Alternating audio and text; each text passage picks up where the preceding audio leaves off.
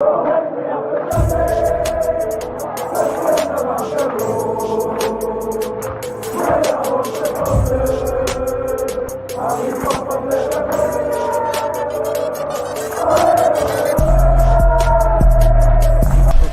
out to Kopish. Shout out to Kopish, guys. Keep all the good work the up. two legends, Emil Heskey, Howard Gill.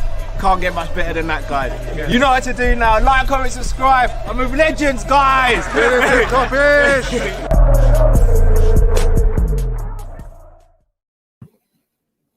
Good evening, people. Welcome to live match instant reaction. Liverpool 0, Real Madrid 0 on the night. Real Madrid go through 3-1 on aggregate. Liverpool are out of the Champions League for the second successive season in the quarter-final stage to, again, Spanish opposition, both from the capital. Don't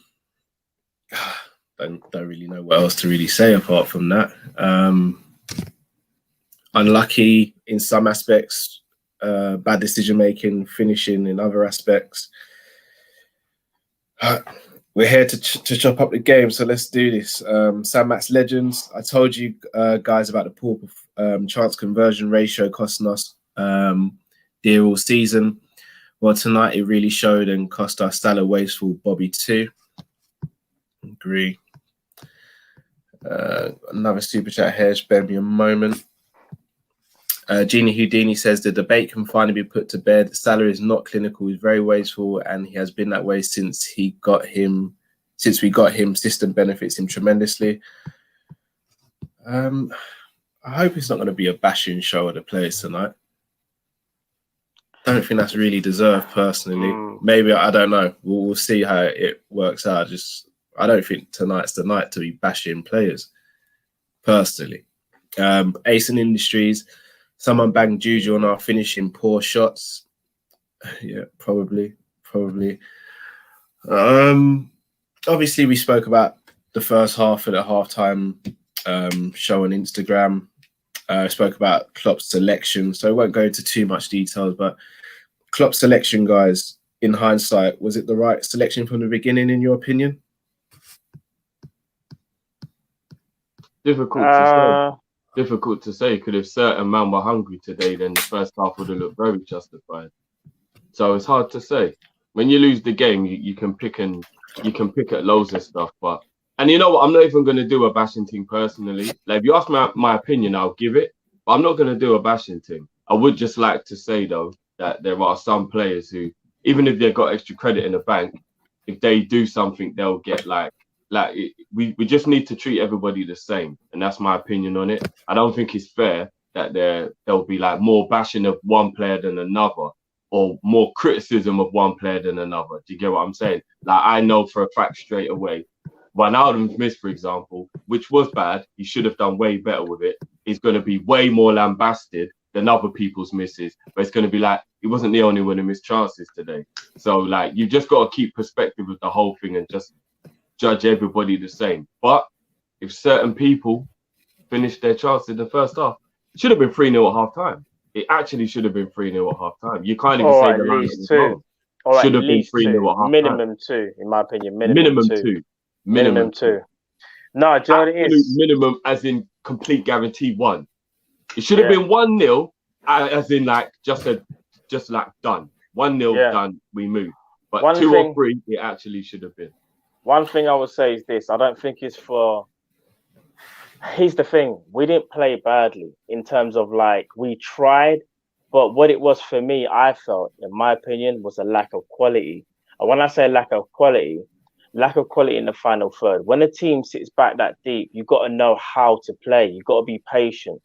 See, here's the thing. Under Jurgen Klopp, we've gone from a very counter-attacking team to, dare I say, a bit more possession-based. Now, if you're going to play possession-based football, your players also need to understand that when they do get the opportunities, they have to be clinical, because you can have as much possession as you like. Like Barcelona have been one of the best teams for the last 20 years when it comes to possession, but they've always most likely had killers up front, right?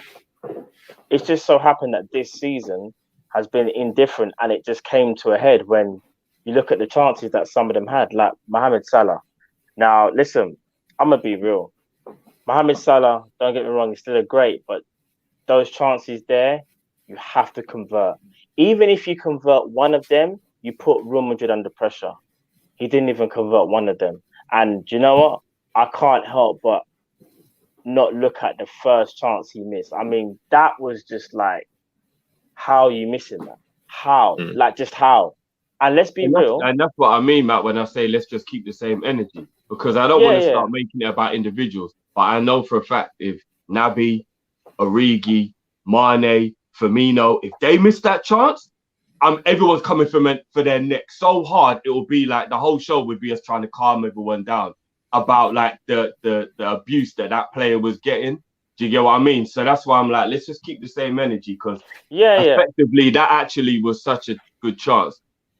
The fact it wasn't a goal is actually more surprising than. Did you get what I mean? It's like left foot, penalty spot, 1-on-1 with a goalkeeper. You actually couldn't ask for an easier chance in professional football other than a goal line tapping. Like you honestly couldn't.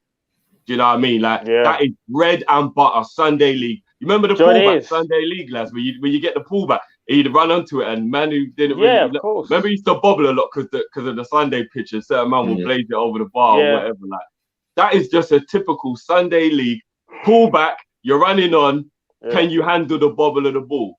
And if you're a professional at Anfield where the ball doesn't bobble, I just don't see any way that doesn't end up in the back of the net. I don't. Do you know? So thing, Sorry, Cal, I know you're going to quick read at the chat as well. So I'm going to say one thing.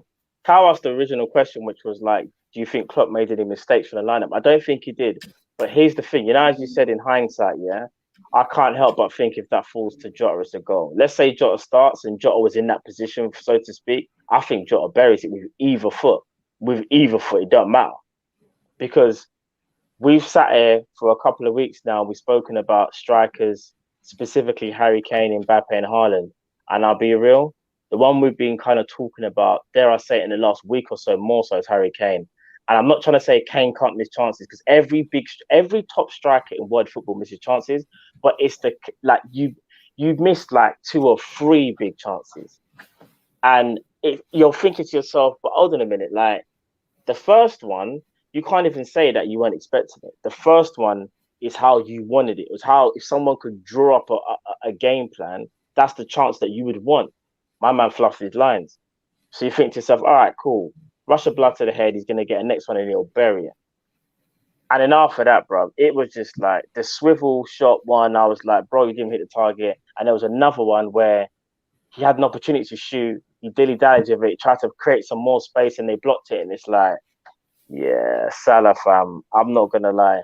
He didn't want to eat his dinner tonight. It's quite sad. He didn't want to eat his dinner. And I'm not trying to say that takes away from Salah. But in terms of tonight, let's be real, those chances, in my opinion, that Salah missed have been so costly. Boy. He had sweets, innit? Remember when you used to eat sweets and your mum would be like, you're going to ruin your appetite. Yeah, I think he must have been eating sweets or something. Probably. Too much Haribo, fam. Zizi says, Drifty, want to see you have a go at Cal and Matt today. They've been hiding behind Mo's tappings for too long. He was shocking today, cost us the game. I ain't even got the energy to go for anyone today, man. I don't think that's a very great super chat in terms of you want to see us argue because Salah missed a chance. You know what's really upsetting is that we played 100. No, actually, I'm just going to say 200 minutes because I'm going to round up all the extra time added on at the end of all the half. We played 200 minutes against Real Madrid without Varane and Ramos and scored 1 goal. That is some limp dick shit. Agreed. Sean Swain, how much did you earn tonight, Drift? Quids in? Don't answer, Drift. James Anderson, it was there for us, but the front three can't score in a brothel, real talk. Cashing on Bobby and Mane, sorry, homies, but where was Mane all game? If you think Mane was missing in that first half and you must have been asleep. James Anderson been saying for a while, cashing on Salah. Just Labs, Salah was fasting, so mate, I'm not going to really make jokes about someone's religion now, guys. Come on now. Just do I don't better than that. necessarily know if he means it as a joke, because I guess you could say not eating could give you a lack of energy. No, he's talking when you guys were saying about not eating your dinner and the Haribo joke. Okay. Yeah. Not going to make jokes about religion, guys. Callum, done with Firmino, bench player at most. Edward, we bought Thiago for these nights and he benches him. Mane's been shocking this year and Jota is benched. I don't get that lineup at all. Doogie, hey boys, big up you lads. You've come a long way since Football Banter Show. We definitely need a dedicated striker this transfer window. Stuart Blyde says, enjoy UEFA boys. Real Madrid deserve the win. They did, to be fair. Troy M. Venom 23 MC says 3 goals and 139 shots at Anfield in 2021. Says a lot. That statistic. It's embarrassing. I told you, real limp dick shit. M to the O. You guys know how much I love Salah. He should have scored tonight. At least, although let's not act like the only reason we had. Let's not act like the only reason we had a chance today was his away goal. Ace in Industries, Klopp killed us playing Fab centre back, bad sub. We're going to speak about Klopp's subs. James Anderson, Salah should be dropped for his performance. Angus says, Salah scores that chance, I think we win. Dragonfire, all we did was pick up yellow cards, not goals. Brandon says, cross spamming with no centre forward, nothing changes. Ace-Bet Limited, guys, let's not get twisted. Teams don't sit off us because we suffocate them. They sit back because they know we can't break them down. Very good point. King of Pogu says, so many players that are a disgrace to that shirt. Oh, that's a disgrace, you know. Zuberi says, Cal, I'm not a fan of 4-2-3-1, but it does work when your 10 can't be a man or have pace. And shout out to Jeans2311, who's just become a new member.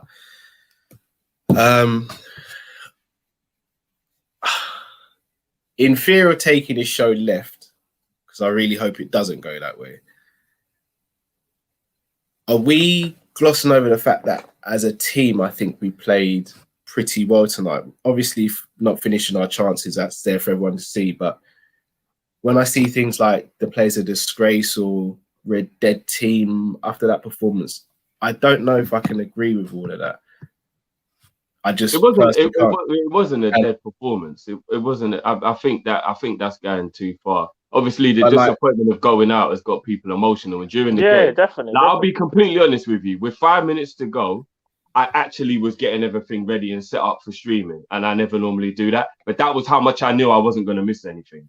When you've just watched enough football in your life to be like, I'm not going to miss anything. This isn't going to be a dramatic 2 goals in 3 minutes situation. It's not happening today. I hear you, but can we not step back as Liverpool fans sometimes and actually say, you know what, the opposition did a bloody good job as well tonight? Because let's be honest, hear me out. Let me finish, Drift. Let me finish. Yes, we had our chances, but let's not act like Real Madrid didn't defend brilliantly tonight as well. Like they did from midfield all the way back. They all defended well. I mean, the Millie chance where he shot from outside the box, that's a great save by Courtois. Courtois shuts down the angle at the end from Salah. Like the Jota chance where that goes out for a corner because of a block. Casemiro, no, I think it was Militao blocking Firmino's shot on the half turn. Yeah, he did. Like, don't get me wrong. Like, yes, we missed chances, but and again, maybe it's just me, so I don't want to speak for you guys, but I can't sit here and bash the team based on that 90-minute performance. I think the damage was done from the first leg. Yeah. It's not like we were coming into this game on level pegging. But we didn't play shocking tonight. Like we had a couple of chances that we were shocking in front of goal, or times when we could have played the better final ball, and we didn't. But to say that we've been rubbish today, or say we're poor, and I personally can't agree with that. Like I come out of that game. No, but I came out of that game with a sense of pride because that let me know. You know what? Yes, we didn't get through, but the boys showed tonight that they're not dickheads. They can go out and battle, and they can go up against top class opposition. Not saying we're going to win all the time, we're not. Yes, we could have done things differently in this game as well. But to say like we were rubbish, I can't agree with. That's what I'm saying. It depends what you like. It was 90 minutes of foreplay. If that's your thing, isn't it? And I don't mean you, I just mean anyone in general. It was 90 minutes of foreplay. No, do you know what? You can't even say it's foreplay when we had clear chances, though. It's still kind of foreplay. It's not, bro. I'll say this, yeah. We didn't play bad tonight. Let's get out of the way. And when it came to Real Madrid, I think midfield-wise, certain parts of the game, we overran them when we really turned it up, especially in the first 10 minutes of each half. And not only that, I think defensively, they were just sound. And whenever we got the ball, they dropped back so deep. And clearly, they know our weakness is that low block. And that's exactly what they did. Every time we got the ball in a dangerous area, they just packed up the defense and they said, break us down. And that's where we struggled. Don't get me wrong, we still had chances because we're still a good team. But they minimized the amount of chances. Because let's be real, I think if Real Madrid don't play like that and they didn't have, the advantage from the first leg, I think we get even more chances and eventually we score. But here's the thing, there were two different game plans. We went out to obviously try win and try as much as we can, but Real Madrid kind of just sat back and just said, we'll hit you on the counter. And we're cool with that because they're 3-1 up. They didn't need to be expansive. And I agree with Carl when he says, it was already done. And you as well, if you couldn't already. The game was done, or the tie was done from when that first scoreline came through as 3-1. Because even though we still kind of had that footballing chance, the way how we've been playing, you kind of knew it was going to be a mountain to climb, and we couldn't climb it. But for people that are saying, pathetic, all that stuff. Nah, I disagree. Don't get caught up, man. Don't get caught up because, again, this is still Real Madrid. Yes, they were missing, Ramos, Varane, Carvajal, what's his name? What in the end there? You know what, though, Matt? Yeah, the only reason why I'll stop you is Real Madrid are not a shit team by any stretch. Like, I'm not saying they're second in the league, I think. But when Chelsea get to the final, you'll realize how jarring it is that we went out. Guarantee you this is a Chelsea PSG final. I've looked at the tape and I reckon it's going to be a Chelsea PSG final. And we are going to really rue the fact that we let a team who isn't as good as us beat the team that beat us. It's going to be so jarring. Maybe. It happened. This is football, don't it? It's like matchups, isn't it? Like I don't see Chelsea getting past Madrid, if I'm going to be honest. And I'll ask you, look, I'm not saying Madrid didn't defend well, because Madrid, obviously, for the part, there were some really good blocks that they made and stuff, and they were very organized. So obviously, they defended well to a degree. But we had 5 clear chances. Does a team really play well defensively if they give the opposition 5 clear chances? No, but would you say we had 5, though? Yeah, I don't mean 5 ones where it was an absolute we should have scored, but I mean 5 chances where you come away from it and you're like, we needed that should have gone in. I'd have said we only had 2 clear-cut chances in that game. Nah, I would say Gini's and Salah's first one. I'd even say in the second half, even down to his own skill to create the chance, Firmino should have scored 1 or 2 goals in the second half. But one was a great save, and the other one was a great. Yeah, see, it's different from Salah. No, I'm not saying that he was. I'm not saying he was crap for missing it. But what I'm saying is that is a very good chance where Real Madrid were done, and the opportunity was there. So I'm saying 5 good chances to score a goal today. I'm still saying they defended good. I'm not going to say they defended brilliant. If you get what I mean, I think it was a lot of our own deficiency in attack making their defending look good. I think I'm going to be honest with you. That same Real Madrid team there goes up against like Man United or any of the teams in the Premier League that are more free flowing with their front play. They get beat, We are very slow with our build up all of a sudden. We haven't got that fluidity and speed in our build up anymore. That's true, but I wouldn't say. I think. All right. No, but you're only thinking that because they can't defend that well, Cal. What I'm saying is their front three, Man U's front three. Yeah, like say you got Bruno and Pogba. playing behind Rashford and Greenwood and Martial, say, and they're using the pace and the intricate passing that they do. Forget the whole team, just the attacking. That Real Madrid defense don't cope with it. We were so pedestrian in like but Man United play. There was no pace in it. But Man United also rely. It was really like we'll get the ball. Like, I don't know if you lot were paying attention. I was being very critical because we're losing. I don't know if you lot just watch the game or whether you start to be, maybe because of what we do, I start looking at what I can actually pick out of the game. And even when that Shaqiri and Ox came on, we've always got the player on the ball kind of standing still, waiting for an option, and there's never one. And he's always got to go backwards or sideways. And it's like, where is the pace in our build-up? Because no one is confident. Because I said this from... Matt, it can't just be that. There's got to be more to it than confidence. Confidence is a big factor in football. We're not in a good way. We're not having a good season. Team. No. I'm actually with Drift on this one. You know, no, but hear what I'm saying. All right. No. The reason why I say this here. All right. So hear me out now. This is what I'm going to bring. Here's what I'm going to say. There were times when, for example, Gino Wijnaldum or James Milner, and you're waiting for an overlap or someone to create some space from the front three, but they weren't even making intelligent runs. I don't know whether they were in their own heads or like I'm seeing Trent, yeah. And I thought like Trent actually played decent today. I thought Trent played very well. Trent was actually being Trent had a great game, very attacking. But where was the options for Trent? Why are people second guessing what they used to do? That's why I say it's confidence. You see how just talking about free-flying football and all that?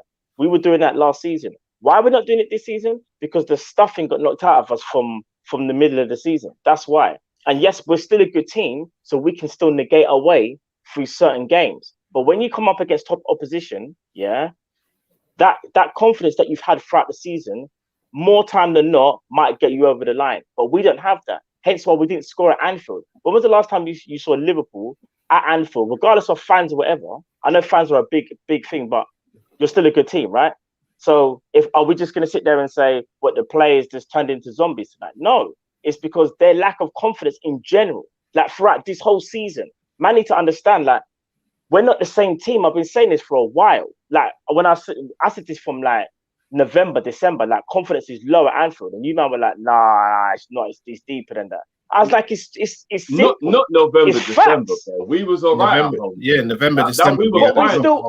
No, but here's the thing: you can still negate your way through games just because you're that good. But confidence shows. You see, here's the thing, yeah.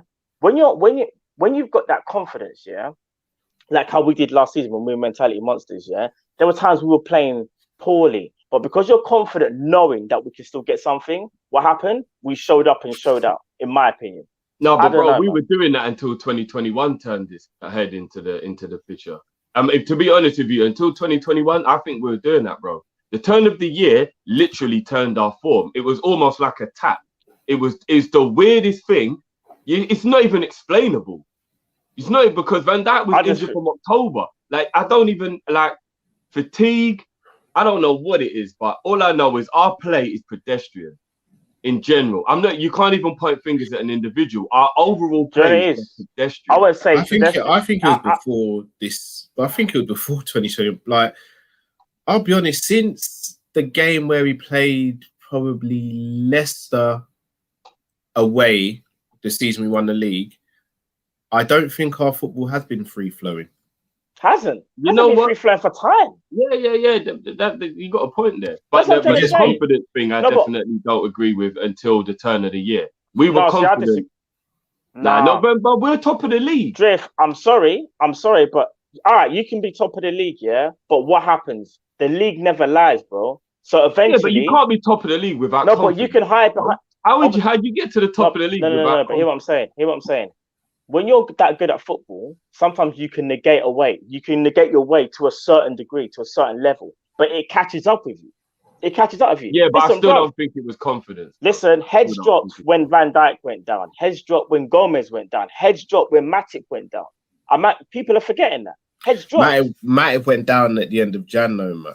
No, I get where you're coming from. The confidence was drained. Did you hear what I'm saying?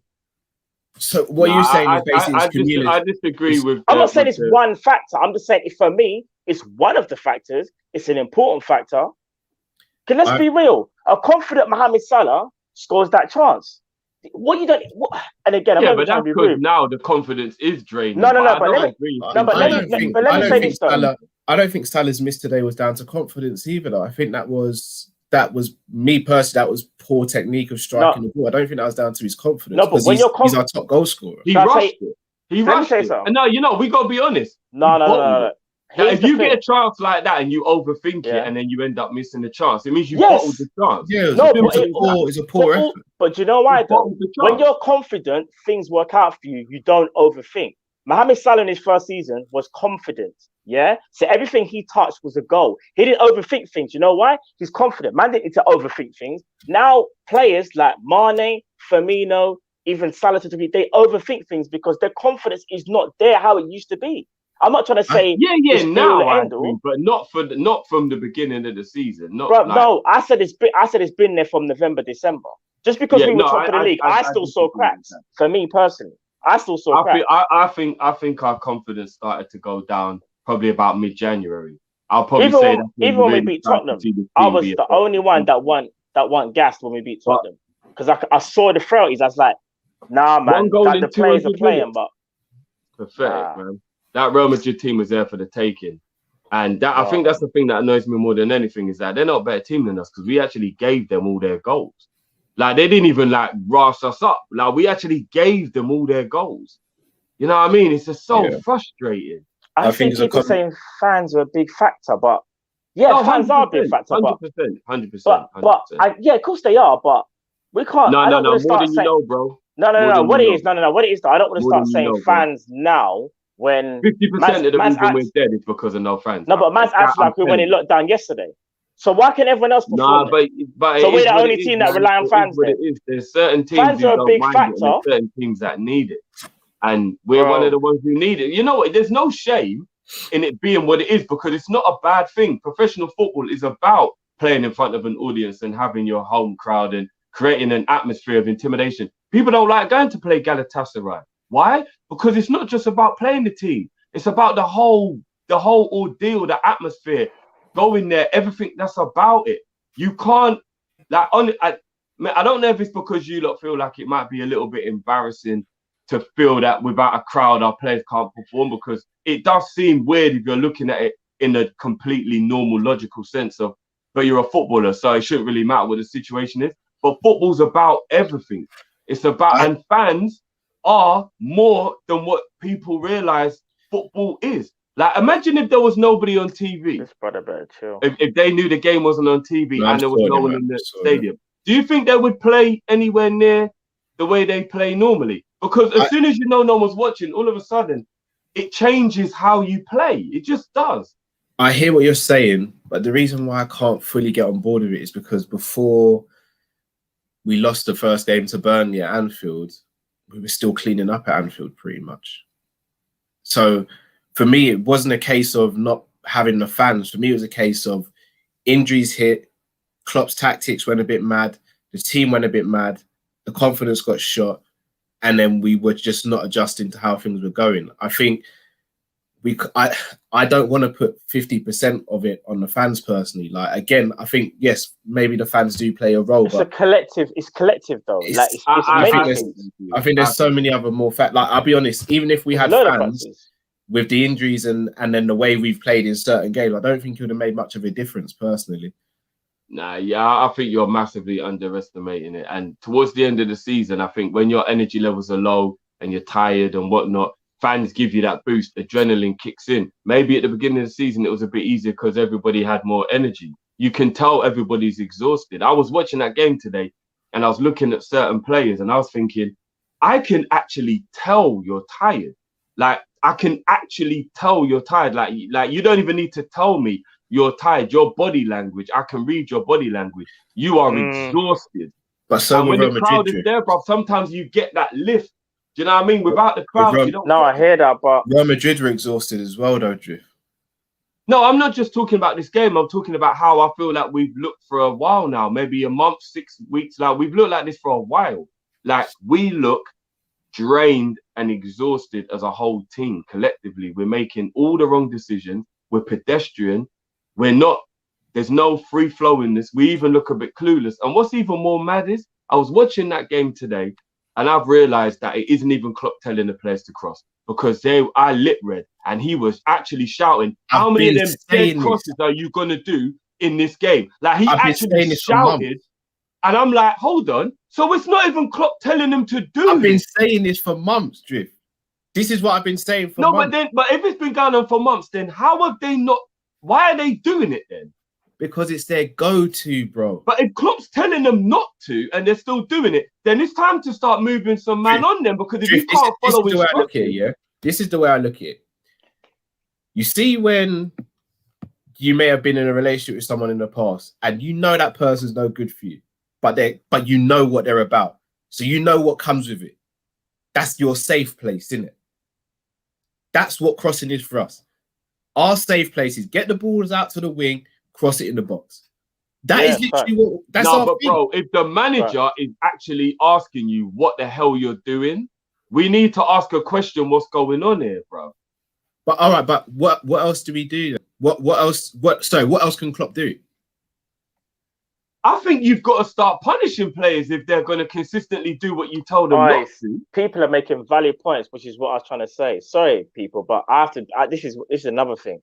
Is it stupid, man, or not? No, just a normal chat. I'm just saying, like, so for example, so people were saying, like, people are in their comfort zone. Like, people are like, there's basically no confidence. You resort to what you know, and that's what I'm trying to say. When there's no confidence, but we overthink things, and not even that. You just do all you know. You're just crossing it. Like, that's what got us there, innit? Things aren't really working out right now. Man, I'm just going to go back to what I was doing before. You shouldn't even be thinking about that. You should be playing freely when you play football, you know? Like, freely. These men aren't playing freely at all. We've got resorting back to the comfort zone all the time. So if you're telling me you heard what Klopp said, yeah? What does that say then? Even the players in our team that are inventive aren't being inventive. And that's what's even more annoying. You look at when Shaqiri came on today, still just playing a simple pass. When Thiago came on, he played a couple of forward passes, but still very sideways. Fabinho obviously is quite creative. He's just going sideways. I'm looking at our creative players and I'm like, they're not even trying to be creative. It's because there's no movement ahead of them. All right, shall I tell you something? Do you not remember this? Robbo was making an overlap. Thiago, I just remember this now, yeah? Now tell me what you lot are gonna tell me why Robbo didn't do this. Thiago had the ball and he flicked it with the outside of his boot. Do you guys remember? Robbo ran onto it. Yeah, and the ball bounced and the ball went off. Do you know what Thiago did? He went pointed to his chest. He said, "Why didn't you chest it down? Why didn't Robbo chest it down? Because he's lacking confidence, in my opinion. Because you know, I get the confidence thing now, but I just don't think it's been for 5 or 6 months. I think it's now because of the turn of the year, what's been happening in the turn of the year. No. It's a collection of things, but I just think when your confidence isn't that high from get-go, like, dare I say, we were never the same team when Virgil van Dijk went down. We just negated the issue. Just like how you would. You have to negate things. You just got to carry on. The squad moved on. We were like, we're going to fight through this. And I'm not trying to say confidence was gone, literally, when Van Dijk went down. But that was the start. And then things started to happen throughout the season. And then what happens is that you might not even realize it until it gets to that point, to that breaking point where you're like, do you know what? It's been gone for a little while, but because we're so good, you can kind of like hide behind the quality that the players have or negate around it. And that's what I'm saying. When a man, your fellow professionals telling you, why didn't you chest it? Fam, he shouldn't be saying that to you. You're a top quality football player. Why is Thiago having to tell you what to do when to receive the pass? That said everything for me. I was like, yeah. Thiago, if that's Alaba or Davies, them man are chesting it down. What are we doing? Taking 5 million touches and dwelling whether to do this and do that. Sorry, man. That's just how I feel. Big games like the first leg away at Real Madrid, those are the games where we really miss Van Dijk. And you can step back and go, do you know what? It hurt us not having him. I don't think you can really say the season is because of Van Dijk and it's ever since then. I personally think it's ever since Jota got that knee injury against Midtjylland. That's when I think the season went left. When it really turned for the worst. For me, that's when the season went left. I think. That's when it fell apart. There's a difference. I think we was all right. There's a difference. If you're listen, I don't know about Matip, you. and the last Matip. I don't know about you, but our players look at Van Dijk like he's Thor, yeah, from Avengers. Yeah, that Yeah, for man knows games the like truth. today. Yeah, They that's know what it's I'm the saying. truth. For like games like today. When he But went down, if you're bro, playing and then he's Burnley out at for the home season. and you're playing Brighton and that, you don't need Van Dijk for those No, games. I'm not saying Everyone you else should be do. able to Man pull never their said weight that. for those You're games. missing what I'm saying. All I'm saying is that when we found out Van Dijk weren't coming back, that affected the players mentally, bro. There's But we were still top of the league. quality. We were top of the league. No, you're missing my point. I'm not saying we weren't top of the league, bro. I'm not saying we weren't about our business. I'm just saying a player like that, yeah, who is arguably the catalyst to our team, if heads don't drop, I would have been very surprised. It's the same. You take an early talisman out of any top quality team, you're gonna carry on drift, but there's gonna come a point in the season where you're just like flipping. Oh man, if we only had BPD or something like that. That's just how I feel about it, innit? I disagree. He's a massive loss. Don't get me wrong, but I think if we'd have been scoring goals, we wouldn't even have missed Van Dijk. No, And I disagree. we've had plenty opportunities to score goals. I think it's down to our goal scoring this season. It's the forwards, bro. It's the forwards. All right. Hear me out. I'm not saying forwards haven't done what they were supposed to do this season, but Jurgen Klopp has had to play midfielders into centre backs, fam. I'm sorry. Yeah, what? the whole thing got messed up. I hear that, but what? all right. If we're gonna go back though, Matt, if we look at all the games where we lost at Anfield, barring the City game, we created more chance than the opposition. That's true, but we're leaking stupid goals that we would never leak before. But we lose the games 1-0. Let me ask you. It ain't like we're getting beat up. We lost. I think we lost 4 out of that 6. Was it 1-0? I think we lost. Let me give you an example. An example. Someone just said it, and I'm so glad they said it. Nat Phillips was absolutely epic. He was. If Nat Phillips is playing with Virgil van Dijk, dare I say it, in the first leg, I don't think we get beat 3-1. I'm just being real, and that's no shade on Kabak. I'm just saying the levels are so different. The levels are but that's why I think for a big one-off game like the Real Madrid game, I totally agree. Missing Van Dijk is major, but the whole season when you're playing Burnley and Brighton and Newcastle and Fulham, we got to beat them, bro. If you can't beat those teams without Van Dijk, there's a bigger issue at hand. No, agreed. All I'm trying to say is this though. This season, has shown me so much about the players in general in terms of like just how they react when things happen. And for me, what I've seen from our players is that they are still quality players, but when certain things happen, they start to question things a bit too much. Like when it gets really gritty and when things aren't going right for you, the answers that we've had from certain players haven't been what I expected. It just hasn't. Like, I'm not digging no one up, but I'll give an example. Like, all right, Sadio Mane, Naby Keita. There's certain man that I think to myself like, rah, okay, so you're having an indifferent season, but how are you gonna turn it around? Like, what are you gonna do? It's the same thing. It's the same thing. Like we're watching them do the same repeat performance. No, opinion. I hear that, but here's the problem I have with that. Is Mane and Salah effectively have carried the team for 3 years. There's been loads of other players who've more than done their part. Alisson, Henderson, Van Dijk, all these bad boys, Robbo, Trent. We've got a team full of stars. But effectively, Mane and Salah have been the ones who have carried the team because what we're seeing now is without their goals, we can't win games. So effectively, those two have effectively carried the team. And I think it's massively unfair, which is why I'm not even screaming and shouting at Mo today. That if they have a game where they don't score, everything seems to be like a problem and we all fall down and everything feels all like whatever and we start like grilling that guy. But you have to think to yourself, but who else is going to step up? I think the reason why everybody's so angry with Mane is because he's missing chances that could have won us points this season. But you really have to deep it and go, so if one man gets into poor form, all of a sudden there's this much of a problem. I think the bigger issue then is why are we so reliant on that one guy? Collectively, that's the problem this season. It's been a collective issue.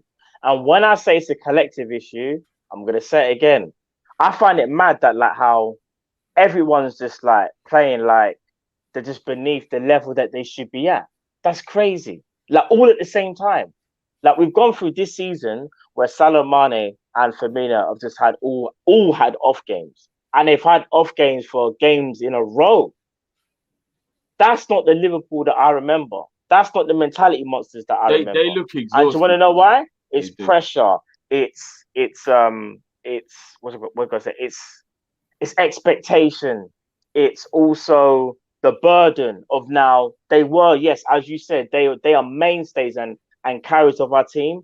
But now they know Van Dijk ain't there, Gomez ain't there, Matip ain't there. So every chance I get, I've got to bury this because I know that we could concede now. And they will never say it out loud. They will never say that they don't trust their teammates. Of course they trust their teammates, but they know the quality at the back where they kind of knew, like, right, we're safe haven at the moment. Like, obviously these men will concede goals, but this is one of the best defenses in the Premier League.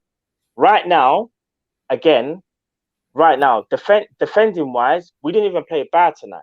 But I still feel like, again, them snatching at chances that they don't normally snatch at, yeah, especially Salah today, yeah, had me thinking, like, what's going on? Like, what's going on? Because the first one, you're thinking, that had to be a goal. It just had to be. And then the one after that, you're thinking, bro, you didn't even hit the target. And then I was just like, yes, it's not going to be our night. It's just not. And they all fall to Salah, the majority of the big chances. That's another thing as well. I know one Adam had one, and I wouldn't even say Firmino had a big chance because he had to engineer that into it was like a half chance. It wasn't a big chance where you go. No, but that's what I'm saying. It wasn't. It was a half chance because he had to create the space himself, which is brilliant skill. But once he's done the skill and he beat the player, that's a big chance. If he even hits that ball about a foot or two higher, that goes in. It was a poor finish at the end of a brilliant bit of skill. Like that, and that's what's so frustrating. As soon as he drags that ball past the defender, even though it was at an angle, he's got to either go far post or put that higher. He just hit straight at Courtois, and it's but like he tested. No, I know what you're saying because it's so frustrating because he tested the. I wouldn't say. No, Cal, if you hit the ball straight, I'd say it should have been better. No, it's Drift, not. But Courtois close the angle. Right? No, we have to sometimes give credit to the goal. If you hit the ball straight at the keeper, it's a poor finish. No, Drift. The difference between Salah and Firmino's one is Salah was literally square on, had the whole goal. No, Salah's goal was way. Salah's chance. Sorry. All right, for example, if when Vinicius went through on goal, we're gonna look at it like it was a great save from Alisson because he came out and he spread himself big, and he did really well to then make sure he stopped. Oh, Vinicius should have scored. Great goalkeeping. If that was the other way around, Vinicius completely fluffed that chance because he hit it straight at Alisson. He did. He did the only thing that Alisson could save. If he'd have chipped it or gone round him, Alisson's in no man's land. That's what I'm saying. Him and Mose are the same. You know what I'm saying, but Firmino's is different. Firmino's at an angle, and the goalkeeper comes out. But Firmino, what you just said there, got to be better. But what you just said there, Drift, did you think Ali deserves credit, right? No, I'm saying we're going to give him credit because he's a Liverpool player. But if I was he deserves credit. He deserves credit. His timing that Vinicius didn't score that. No, but he deserves credit because his timing on coming out to close down the space and spreading himself, he deserves credit. It was a good save. Vinicius, yes, he's probably the favourite in that situation, but you can't take away from it being a good save as well. I'm not taking away. Do you know what? But that's what I'm saying. I think whenever we miss a chance, I think sometimes we're all quick to say, he's got to bury that. But sometimes we have to look at the opposition and be like, it's a good save as well. Like there can be a combination of two. Not that one. Salah's and I'm not even being shady. No, I'm not. No. I know what you're saying in general. You're saying in general, like if we don't score but we hit the target, we always tend to do the whole that's a bad miss kind of thing. And sometimes you've got to look because you see Firmino's one again, Drift. The angle was actually kind of like he could only hit it, in my opinion, I think top left, it was either top left or he thought power and it might even come off the goalkeeper, but he smashed it at him. It was a good save. Because dare I say it, if that was I don't even know, if that was Salah again at that exact angle on his, because Salah would have been on his right foot, Salah probably doesn't, dare I say it, probably didn't even really test the goalkeeper. Do you know why the Vinicius chance is a little bit different to the Courtois one in terms of like trying to do the comparison? Is because you're right. Ali does deserve credit because he had to make a decision in that moment and come off of his line and be big and pressure Vinicius into a poor thing. So yeah, there is a lot more credit that needs to go to Ali. But all Courtois did is do what you're actually just taught in training. Mark your near post, striker, do what you can. And for me, it was you give him credit for making the save, but that is a routine goalkeeper save. Low, near post. Like if he don't save that, we're completely lambasting him as what kind of dead goalkeeping was that. So for me, you got to look at the player who's got the opportunity. And I'm not saying Firmino is rubbish. I'm not even grilling him. But for me, that chance there, he's got to put a little bit more thought and finesse and a little less, I'm just going to hit this as hard as I can and make sure it's on target. And he's got to aim for a part of the goal. Because if he realised he had the whole of the top of the net and he's only like 5 yards out, just put a bit of height on that. Bang, that goes in the goal.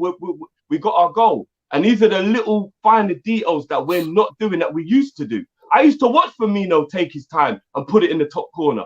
That was his thing. Look at Leicester.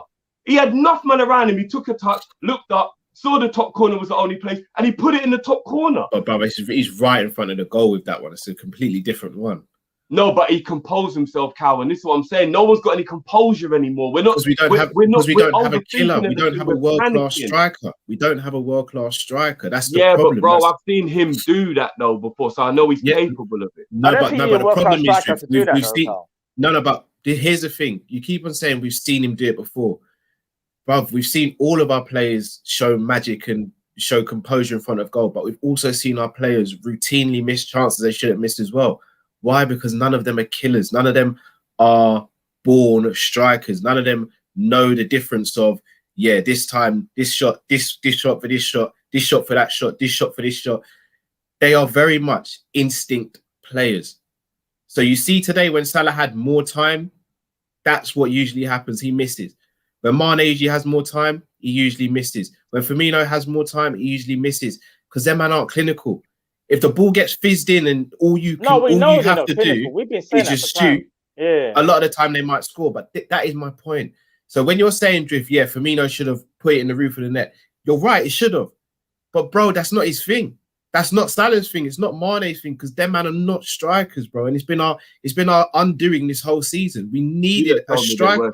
But we won't go down that, bro. No. But if you look at other times, you literally don't listen to anything I say, bro. No, it's just quite funny that we had a whole argument about it. No, but you just don't listen to what I say. No, but we had an argument about you saying that Salah and Mane are our strikers. I'm just saying that was the actual argument. I said they are the strikers in our system. I said they're not strikers though. They're wide forwards, and that's why they're not clinical. Bro. Anyway, let's not go back over that. Anyway, the point I'm making is I watched these players have chances. Like straight away, I just remember Firmino away at Man City, Champions League second leg. He robbed the ball off of Otamendi. He had at least 10 seconds to figure out what he's going to do. Compose himself, beautifully put it in the bottom corner. These players are capable of it, and that's what's jarring me. Like, I know what you're saying but I have watched our players have time and still execute the finish. Can I say something? You see when Salah scored that goal against Man City, that was kind of the business end of the season, right? So he was having his fantastic season. Do you know why he composed himself and done what he needs to do? When who did what? Sorry? You know when Salah scored against Man City, and I remember that when I'm saying when Firmino scored. Do you remember when Firmino robbed Otamendi in that same game? Matt's using the Salah example from the same game. Yeah, but you see the Salah one where he chipped it and Otamendi like slid on the floor and he done the celebration and we all went mad. Do you know why Salah did that? You know why? But are you gonna say confident again? Of course. That's facts though. But this is what I'm trying to say. Yes, I get that, bro. Of course, confidence is a massive thing. No, but this is what I'm trying to say. It's such a big factor in football, but people want to laugh when I bring it up and act like it don't exist, you know? We're not saying that. We're not saying that, man. But this is what I'm saying. You know, when things are happening for you and you're confident, you feel like you can not score from anywhere, but you feel like you can do most things in it because you're confident within yourself. When things aren't going well for you and things are a bit mediocre, you're not the same player. Look at Sadio Mane. His confidence is... That's common sense. We know that, but... So then why would I bring it up? You might have acted like it don't exist. No one's saying that. I'm saying that I don't think you can blame confidence for the whole season back from like October, November time. No, I said tonight. What did I say? No, all right. Let me ask you guys this. Listen what I'm saying, guys. When our team's been at their most confident, can we sit here and say that Salah, Mane and Firmino haven't missed chances they should score? No, regularly. They still missed them, innit? No, that's what. Yeah, no. Matt, let me land. Yeah. Yeah, go on. Hence why I'm saying, yes, I get what you're saying about the confidence right now. But you see the whole finishing thing? But there's certain men who just born with it innately. So you see, even if they're not confident, Matt, they're still lashing. Like Harry Kane, bro. I guarantee you, yeah, Harry Kane could miss 100 chances and he'll still bang in 101st. That's why? because Because their man are different, though. But that's my point, bro. We ain't got a man like that who's different. But no, but that's my point. But we ain't got a man who's different. But my point is, Robbie Fowler, Michael Owen, Torres, Suarez. My point. No, I'm not, man. What I'm trying to say. So I tell you what I was gonna say. Right, go on. All right, so you're talking about Harry Kane, you're right. Harry Kane, you don't even matter. Harry Kane could be out of form and he duppies. Yeah, that's what he does. You see, our man, yeah, the guys that we have at our disposal, they have to be at their highest. Everything has to be like perfect for them to score. Most times than not. That's what I'm trying to say when it comes to the confidence issue. When their man have got no confidence, look what happens. Yeah, when they have got confidence, they perform a lot better. Big man like Harry Kane, them clinical man there, don't even need confidence, as you said. Them man, they can just kill off a game. Haaland, kill off a game. Dare I say it, killing Mbappe. That's all I'm trying to say, bro. And it's a big factor for us. It's a big factor. I'm not saying it's the be-all or end-all, but it's a massive factor. Massive. I fully get you. But the reason why I wouldn't say... Man, taking 6,000 touches on the ball in that. No, but them players have been doing that since they've been at Liverpool. Like, even in Salah's first season, we still look back and we say, oh, man, missed that. Oh, he should have scored that. Of course, every season Salah's been here, we say that. Every season since... But he's not clinical, but we know that, though. They're not clinical, though. So that's my point. Can't be really put down to just confidence then, bro. No, the reason I'm saying confidence is because they're doing things that... Yeah. I see what Matt's saying to an extent where if they're at 100% confidence, Salah maybe scores that first chance, for example, but he missed one of the two. But what I'm saying is, it's a case of even if them men are 100%, they're still not clinical enough for what we're trying to achieve and what the game we're playing nowadays. Agreed. Before, I know that. Yeah. Before, teams weren't sitting deep against us and saying, "Come and attack." They were saying, "We can maybe get at this team, so we'll try this and we'll try that, and we'll get in behind." They're not the greatest at that time. Shreds. Yeah, exactly. Whereas now we're maybe getting 2-3 big chances a game as opposed to 4, 5, 6. So it's getting magnified even more because out of the 3 we're not scoring, but before out of the 6 we may score 1 or 2. So everyone could go home and be like, yeah, we won the game. We rushed these lot. We moved them off the pitch. But now all that's happening is we're getting slightly less chances. But all that's happening is because we're getting less chances, we're not converting. Like 139 shots and 3 goals. But for me, that can't just be confidence. That is poor finishing, poor technique. That's terrible. That's poor decision making and poor finishing. No, it's a lot of things. Even though confidence is key in football, 100%. Like, you can't underestimate what confidence brings to the team. When you're a professional, though, bro, you've got to find a way to just get past that, bro. I'm glad you said that. Confidence makes you peak, but you still got to be able to perform to a certain level. Of course, but it starts with confidence. Let me give you guys an example. Who's balling out right now in the Premier League? Jesse Lingard. Do you want to know why? He's gone to a team that believes in him. Guess what they did? They gave him confidence. Look how he's balling out now. And I disagree with that, man.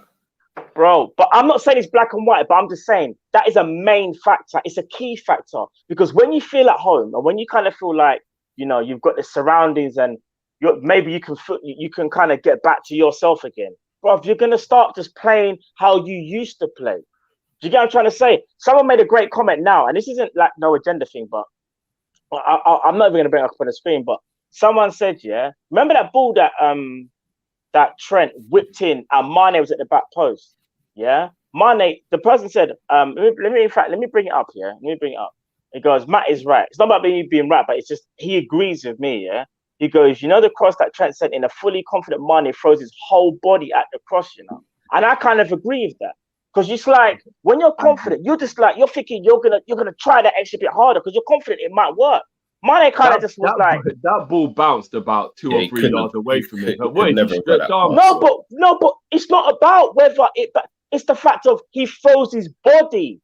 Yeah, but Because we still wouldn't have got you're missing the point. But he still believes he's going to get on the end of it. I'm not saying whether he does or So not. we're literally just saying Liverpool is shit because we've got no confidence. No, you know No, what? Drift, You you're haven't not listened to a saying word I that, said, Drift. fam. It's actually jarring, fam. You're Of not course I'm listening. listening to it, but everything You're you not. keep bringing it back Because to confidence. you're using a No. sample size. No, you're not listening saying. to what man's saying. We Drift, move in he's it. not saying. I don't even silly agree now. with what Matt's saying, but he's not just saying it's just down to confidence. He's saying confidence is probably the thing that's It's one of the kicking the main first. factors. It's probably Yeah, the first domino you knock down, but there are yeah, other bruv. facts that come from it.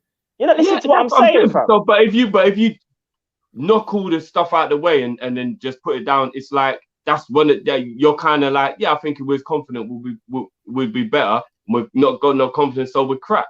That's basically like, if you just really want to just round it up, so we don't. No, because hear this, yeah. When we was getting battered at Anfield, yeah, week in, week out, when we lost 6 games in a row, what was the first thing everyone was talking about? Their confidence is gone. They're shattered. Like they didn't even know how to play Anfield anymore. It was poor tactics, to be fair. No, but it was a combination of things. But confidence is obviously drained, fam. You just lost 6 games in a row. How can you tell me your confidence is high if you lose 6 games at Anfield? No, obviously, confidence in football is major. We know this. But like all things, you can't blame confidence in a professional environment. You've just got to get on with it sometimes.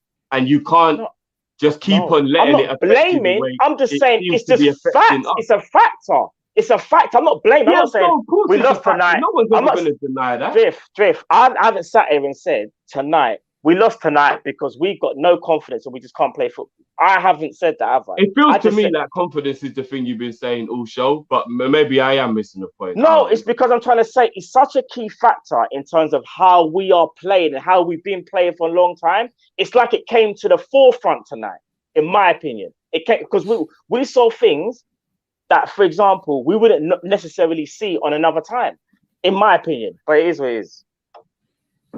Let's get into play ratings and let's run through this quite quickly. Alisson. He made an important save. Or did Vinicius have a bad miss? To be honest with you, apart from that save, though, I actually think he was completely an onlooker. Did he have to do anything today? Not really. Apart from, Courtois kicked it long and he had to come out and volley it out. That was the only 2 things he did. That save. I'm going to give him a 6.5. I'll give him a 7. Not because he didn't play well, just because I don't think he did enough to give him a higher rating. I'm going to give him a 7. For me, it's a 7.5, I think. Like the mark of a great goalkeeper is not having much to do, and then when you're called into action, you do it. I know, but it is a little bit generous to bump him up to fair enough. I thought it was a quality save. Literally, he was just watching that game. He could have got his chips out. He could have got the dip. Man could have. I hear that, but he still had to make the save. And it was a double save as well. Let's not underestimate. That's that is true. But I mean, he is a goalkeeper. If he doesn't make that, I'm very disappointed. That's the thing. But yeah, fair enough. Trent. I thought Trent played well, you know. He did. He tried to the end, if you ask me. I mean, only thing that lets it down a bit is he started to spam in the last 15 minutes, and I do hate when he does that. When he just starts spamming in the it's like, come on, Trent. They had, bro. I'll be real. It's because there was nothing working, so he was just like, let me just kind of just see what I can do in it. He was literally just put it in the danger zone and hope. Do you know what? Put the cat amongst the pigeons in it. That's literally what it is. You know what? In fact, you lot are either going to fully agree or fully disagree. Some of Trent's crossing tonight was good, and some of it was just like, as Drew said, last 15 minutes, you're thinking that you're just spamming them in. But I'm going to be real. You see the ones that is even spamming, yeah? They're good crosses. They're good crosses, but we just ain't got that guy that has the thought process of goes, I'm gonna when I see my man run to that, when I see Trent run, I'm going straight into the box. I'm trying to get on the end of it. Striker, this is what I've been trying to say. Yeah, no, I know. I know. A striker. I know, but do you know? You see when we got asked the question the other day, would I take Haaland or 3 players? I'm gonna be real with you guys. I'm taking a striker if it means sacrificing other positions in the summer. I'm doing it. We need to we need a striker, goals though. That's having win fun. games. I know, but if that striker gets injured, we're back to square one. That's the only problem. No, I hear that, Drift, but you know what? If we don't buy the striker, we're in the position we are now. We got to gamble, fam. We have to. Listen, No, Drift, I'd rather buy the striker and God forbid he gets injured and think, you know, at least we tried, than not even try at all. Drift, let me ask you a quick question. Quick Question. You can either go for option A, Konate, Basuma, and Patson Daka, or option B, Harry Kane. You know what I'm gonna say. But that and why are you picking Why? Kane, bro? No, that's just because I'm on such a Kane train that No, anytime you say Kane, all right. Wait. No, I'll give him one Haaland. more. I'll give him one more. I'm gonna give him one more. He's saying about that Drift likes. All right. Soyuncu, Bissouma. Trying to think who's not a dead striker. Who's not dead? That's a bit rude, but just say not somebody wearing a striker like Rafinha or someone. Neto. I'll give you Neto. Fully fit Neto, Bissouma, and Soyuncu, or Harry Kane. The fact that you're thinking about I'd it, probably take the 3 players, you know. would you? No, I'm taking. I'm gonna be real. I'm taking Kane. No, because you just named 2 really quality players. Now and I did. Soyuncu, yeah, I'll take the 3 I players. did, but here's the joke. Soyuncu, as good as he is he better than Van Dijk? No. So he will come in and rival what we have with the other defenders. Which No, he plays next to him, bro. So no, that's what I'm saying. That's my dream, bro. But here I'm saying. Then you got Basuma, who he was good, young, but he's still good and talented. And then obviously you got Neto, who is talented again. But here's the thing, Drift. When it comes to these knockout games like this, bruv, Harry Kane is No, I eating. hear that. I get what you're Goals coming from. change games. But but you got to look at the other way if you're going to do that, and you got to say, do you know what? If we had Soyuncu and Van Dijk at the back in that first leg, we probably don't. No, I hear that. But I'm just trying to. No, but what I'm just trying to stress I'm looking at that the whole season though. We lost 5 games, 1-0 at Anfield. That's not defensively poor. We scored 0 goals. I get that. We scored 1 goal at Anfield. that You is lot know- shocking. You And it don't was know a I penalty. agree we need a striker. Come on, of course we need a striker. But for I'm me, it's still gotta not be the sure if I priority. would just go for only a striker if the rest of the squad remain thin. Someone That's put, the only thing. man likes Kane. Like, apparently, I only like Kane because I can impersonate him. Man, don't think I rate Harry Kane, you know. That is Harry mad. Kane's worldly, man. Bro, Harry Kane. Harry Kane actually has people who still doubt him. I don't even get Bro, it. to that Personally. person there, It's yeah. It's agendas. Yeah, you're Let's get back to player ratings. Yeah. What we're giving Trent then, guys? I'll give him an 8. I think I would probably have given him a little bit higher if he hadn't got a bit spammy at the end. But I think overall he probably was our best player today. I'm giving.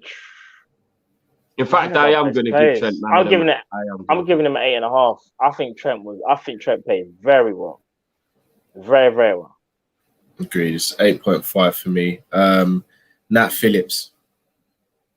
I thought that. You know what? Only thing I don't like is that that with fits. the ball at feet, he scares me a bit.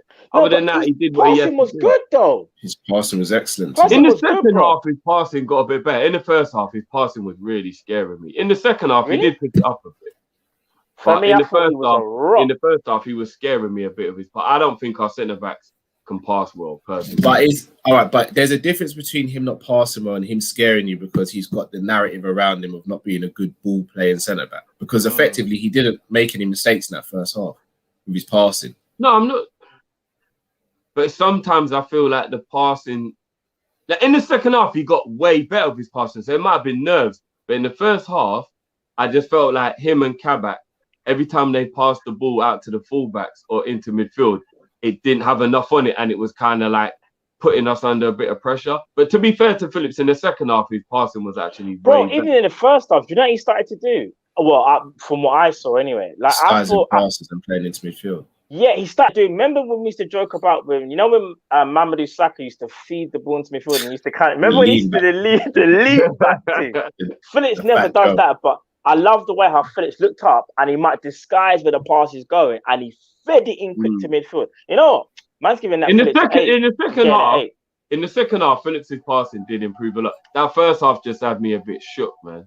I'm And it giving just him an had me 8. a bit shook. I'm not even gonna lie. Phillips But was balls. yeah, you know what? I give Phillips I give him a 7.5. Yeah, I think he was good. I think he was good. For me, it gets an 8. 8 for me as well. Kabak.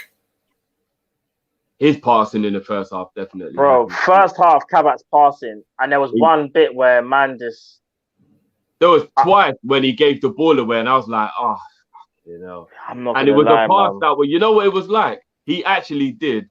Do you remember when we played Arsenal the other day? And Gabriel gave us the ball for the third goal. Yeah. Kabak did one of those, and I was like, oh, fuck sake. Kabak, he got better in the second half. I think his what it was. Again, nerves. He's 20 years old, playing against Real Madrid. But again, it's like he was nervous in that first half. I'll give Kabak. You know, to be fair, I'll give him a 6. I'll give him a 6. Yeah, I'll give him a 6. He wasn't crap. He wasn't crap. Looked very nervy. There was one or two times when he shepherded the ball out well. Exactly. But he looked a bit nervy. It was his passing. It wasn't his defending. It was his passing. His passing. Agreed. I don't want Kabak trying to pass. I don't want Kabak trying to pass. He don't have it in him. He don't. He's way better in the second half. Way better. Yeah, he don't have it in him. And another thing that's really confusing is, I get that what you lot are saying when you lot was like, yeah, but because he's better in the air, than Kabak, Phillips should stay on when you're making that sub. I get that logic, but I don't get the logic of doing it when he's got a yellow card, though. That was a little bit. We had to go for it. Yeah, I know, but Phillips was one accident away from getting sent off, and then all of a sudden, I thought that was a little bit risky still. But yeah, I'll give Kabak 6.5 for me for Kabak. Robbo was. You know, Robbo was decent, you know. Yeah, I'll give Robbo a 7. It's just the crosses weren't the greatest all the time. But in terms of like his energy, running up and down the flank, being aggressive, always trying to make a run, like to kind of free up Mane where he went on the line and kind of like allow Mane to kind of go inside if he need be. Because you're making a defender think, is Mane going to pass it out or follow him? I'll give Robbo a 7. I thought Robbo done well, man. Do you know what, yeah? I'm going to make a statement that's quite cheeky for me to say as someone who isn't good enough to be a professional footballer, yeah?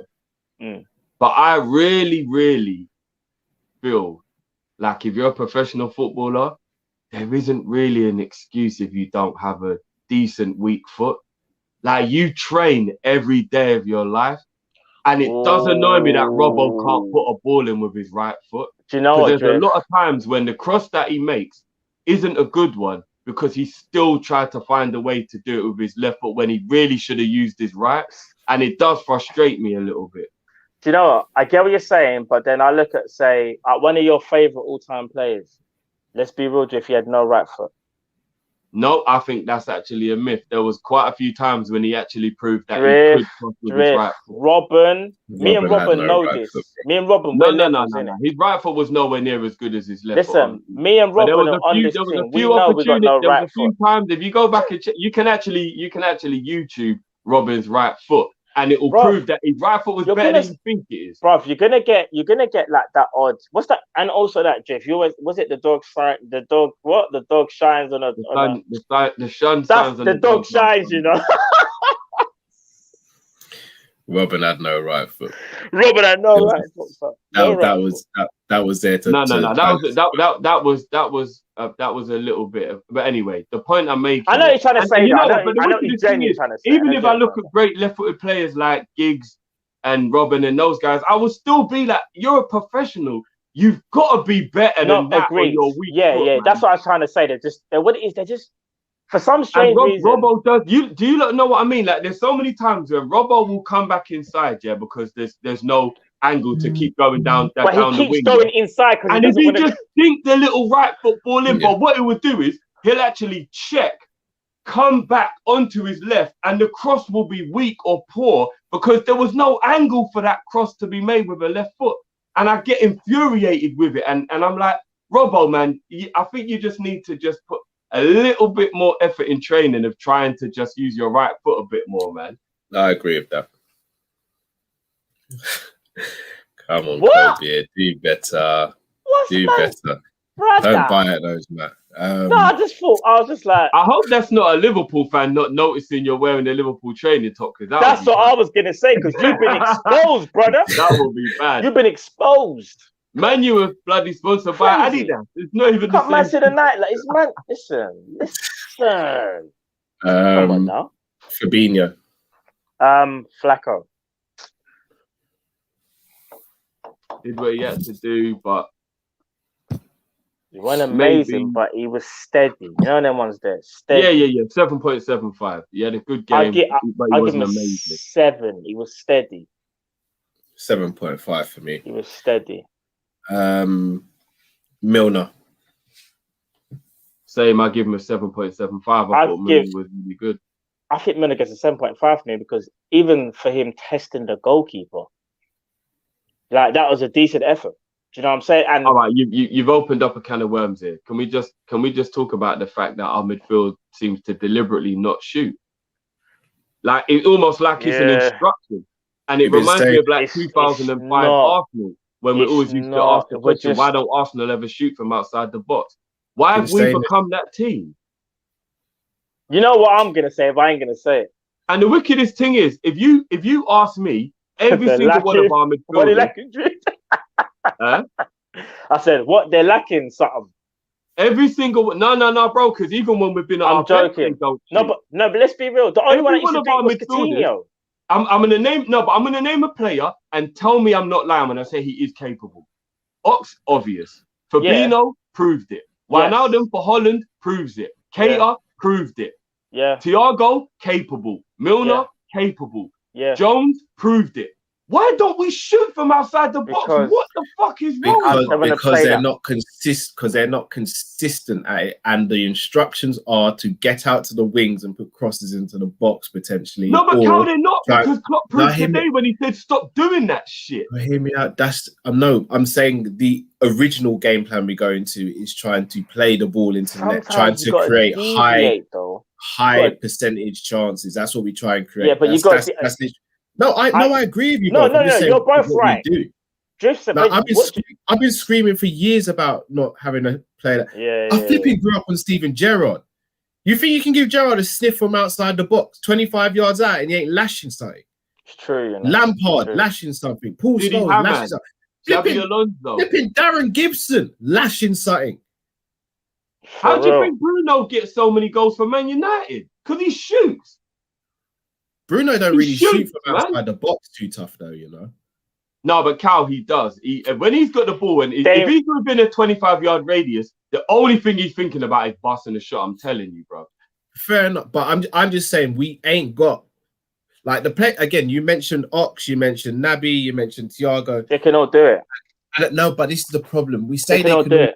No, they can. No, bro, you're not letting me finish, man. I'm not saying they can't all do it. But if you gave these man 20 shots, how many do you think they're scoring from the 20? I don't know. At least 5. Yeah. All right, but how many do you think someone like De Bruyne is scoring or Bruno's scoring? No, Carl, but that can't be an excuse. No, I know what Carl's trying to do. Listen, by design... I'm not saying it's an excuse. I'm saying we ain't got a clinical shooter from outside the box. I hear you. But how do we know when no one does it?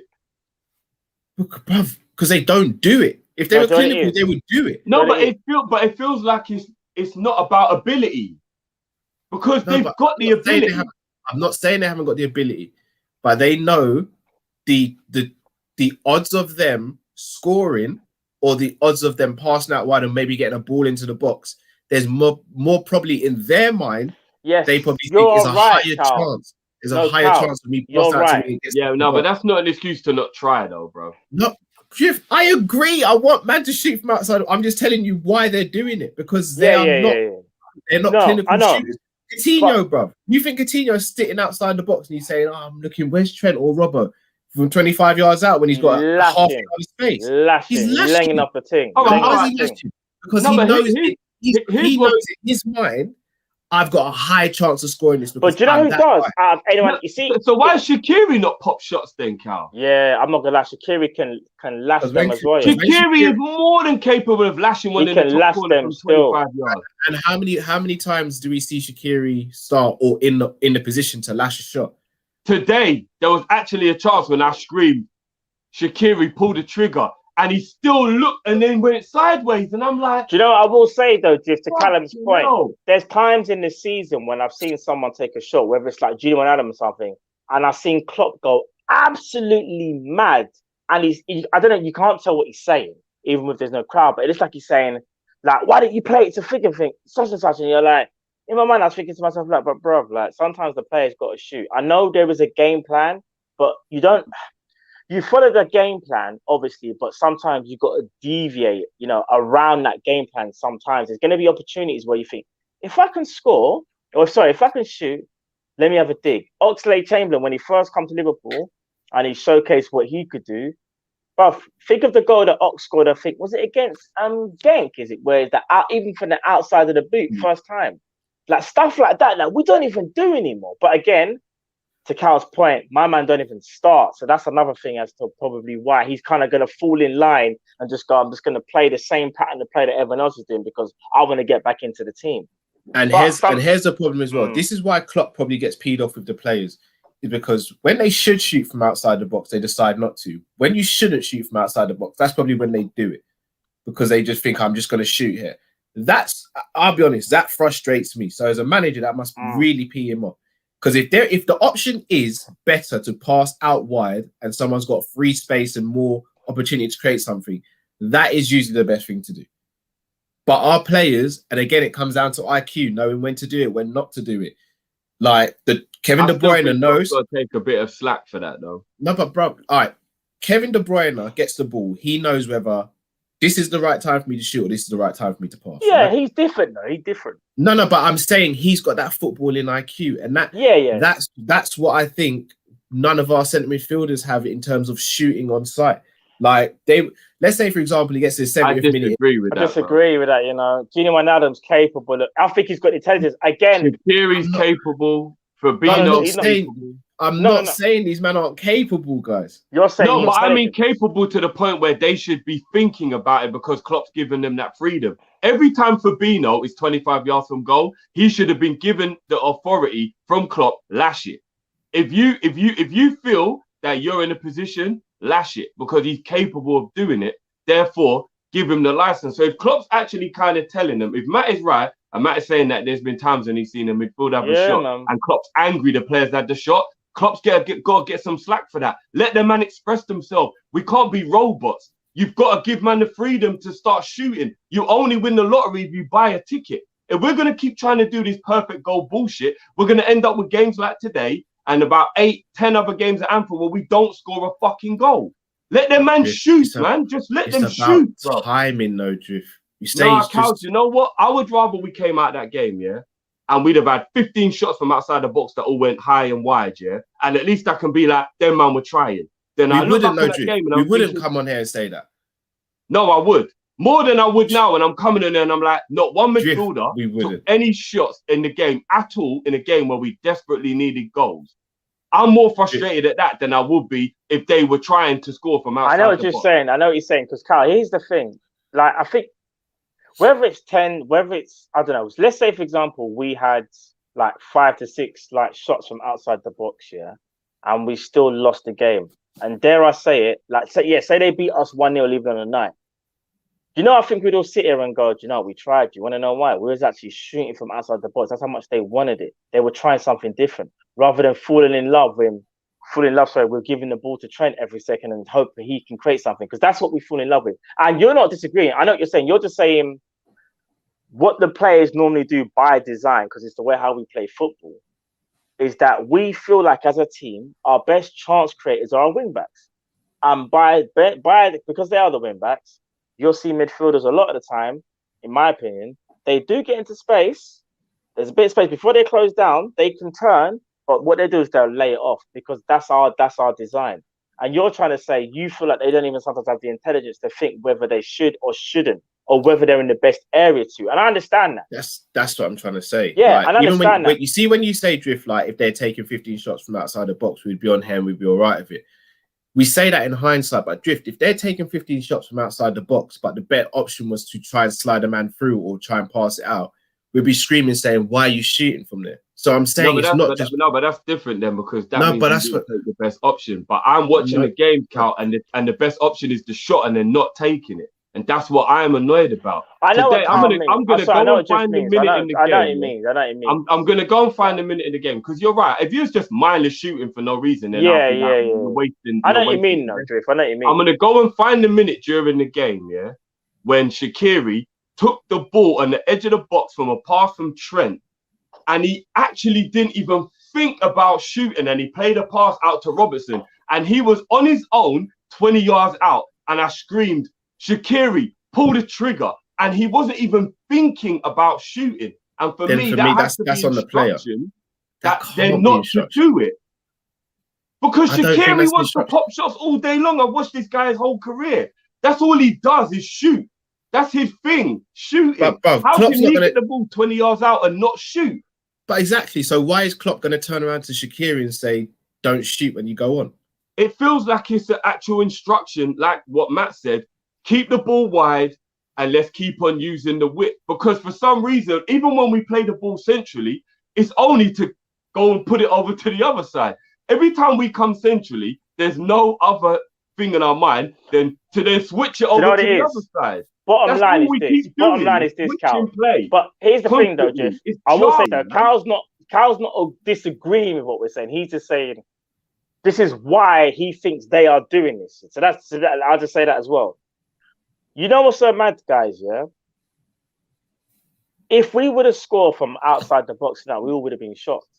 We would have been like, "Oh my God, someone shot from outside the box. Like, what's going on here?"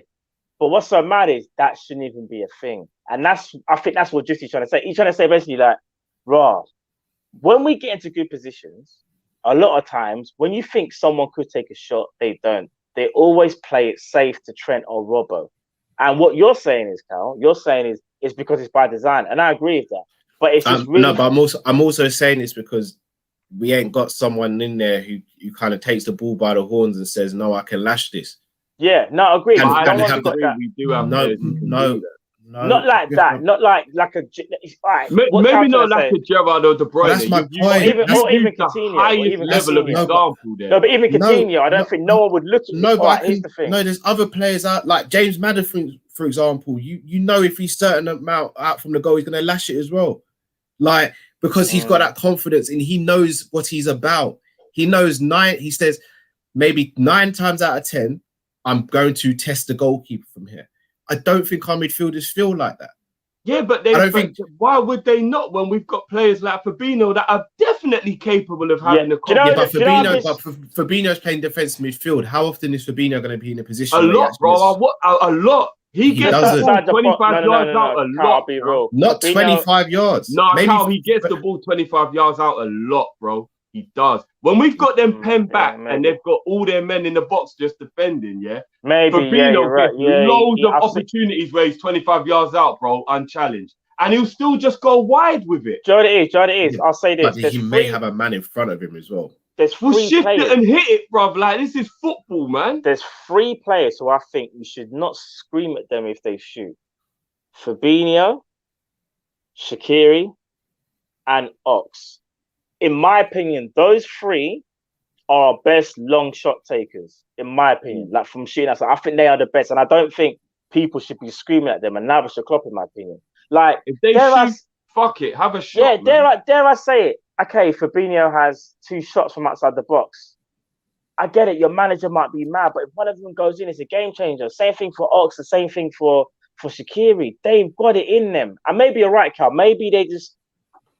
I don't want to use the word again, but maybe they haven't got the confidence where they kind of feel like, I can test the goalkeeper like that. I know I can shoot, but are people going to be mad like if I shoot? When really and truly, match just and you can't play the possession. Let me ask you a question. It's hard to say. Let's say the ball comes out and it's 25 yards out. How confident are you with Gini or Hendo scoring that shot? And again, this is not me slighting them, but how confident are you one of them's going to score from that ball, running on the edge of the box or 25 yards out? Do you know, I'm not massively... I'm 50. I wouldn't scream though. I wouldn't go, "Why are you taking the shot, bruv?" I generally I'm not saying you, but I'm saying within yourself, You said 50-50. Yeah. If the shot is on, and like I said, not just shooting for the sake of shooting. If the shot is on, I'm not saying that. I'm saying if the shot's on, confidence, lads. if the shot is on, then I'm 50-50. Let's say, I don't know, someone passed the ball into Firmino, he rolls it to Henderson or Genie 25 yards out, and they're lining up for a shot. How confident are you the ball's going to go? I've seen Henderson pack City and Chelsea out from 25 yards. I'm going 50-50. Bro, I'm not saying we haven't seen them pack it, but how many times have we seen them? So I'm going 50-50. I think there's a 50% chance Henderson from 20-25 yards can pack one in. Take the shot, bro. I'm not saying not to take the shot. Again, if you let me finish, you'll see where I'm going with it. I've seen bare times where Henderson and Genie have taken a shot and it's gone high and wide or not close as well. Even though we don't shoot, bro. We don't shoot from outside but you can't say bare time. Maybe a one-off time, not bare time. I'm talking about over the course of their Liverpool career. I've seen them both shoot bare times from outside the box and either not trouble the goalkeeper or not score. I don't remember there being bare time. Fair enough if you don't remember, but that's what I'm saying. I see. And let's take the midfielders away from this then. Why don't Firmino, Mane, or Salah shoot from outside the box? I don't know. Look, if I can finish my point, I'll get to what I'm saying. No, I get your point. You don't think that we got people in the team that believe that they're really capable, so they don't really try. I get it. But I feel like they should still have a goal because you can't win the lottery if you don't buy a ticket, bro. I reckon you could probably go and look at teams like Burnley, who probably have players who try more shots from outside the box than we do. Fulham, Crystal Palace, I bet even those teams have got players who shoot more outside the box. We're Liverpool. There's no way we should have this little amount of chances that we try to score from distance. That is jarring, man. Because you're playing. And again, I'm going to ask you, the ball rolls 25 yards out from the goal. You betting on Robbo scoring from that? Not Robbo. You picked the worst shooter in our team. No, but I'm talking about a man who gets into positions where the ball could come. If Reece is in that position, Robbo's shooting's terrible. I don't. All right, Reece is in that position. We reckon Reece will probably score, innit? Who's Reece? Reece. Oh, Reece. Yeah. Reece. Yeah. And this is my point. We ain't got a man or two. Why? Because who I can say yes, 30. Yeah, but the ball rolls out. But that's like saying I'm not a great chef, so I'm never gonna make dinner. No, you still got to try and make dinner, bro. Bro, have I said I don't want him to shoot, bro? But I'm just saying to the point that you've made. Like you still, you've got to try though. Even if you're not the best, I'm not saying they shouldn't, bro. You know, always crossing wires, man. I get you're both right. Listen, all right. Trent is actually very capable. No, Trent. He don't really shoot.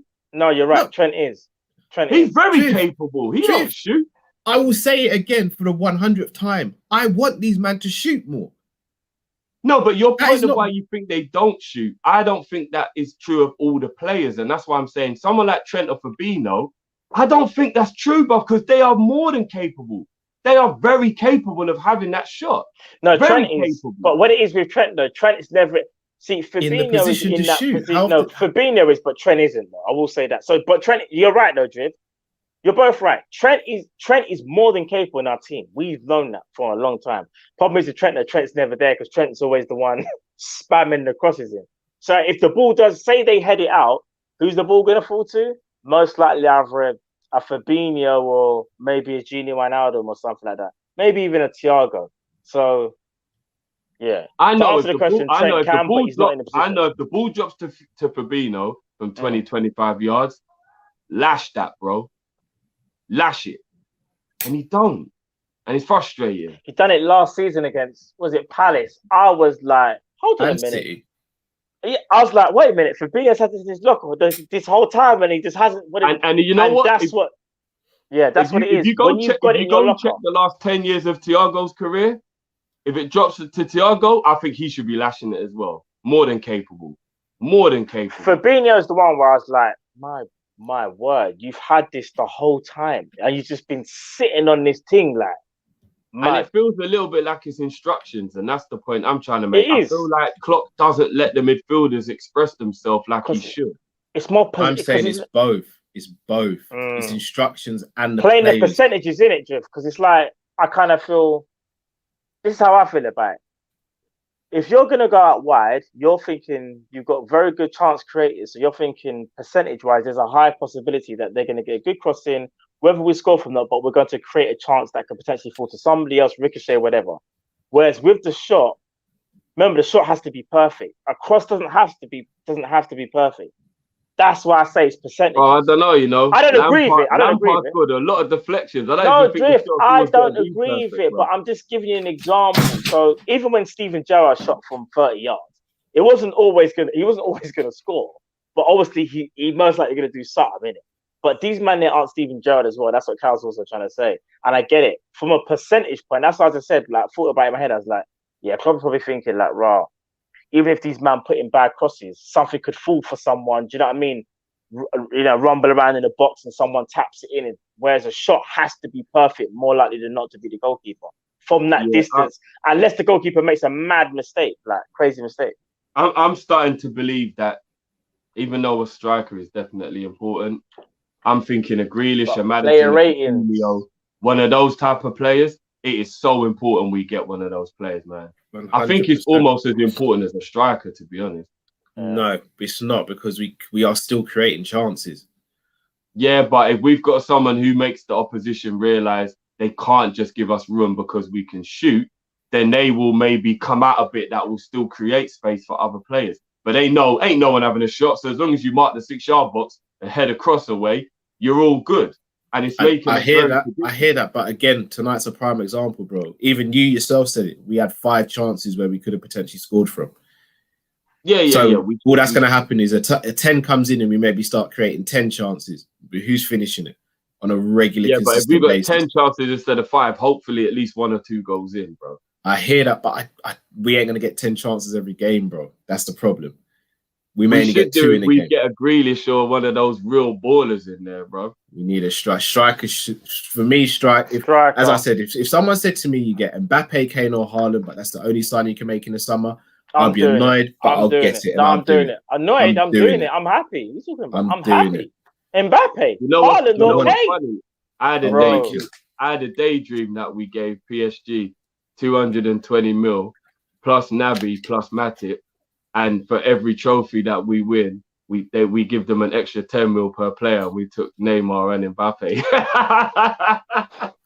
You're smoking that Cali, bro. I thought man was gonna say one of them. I said both of them.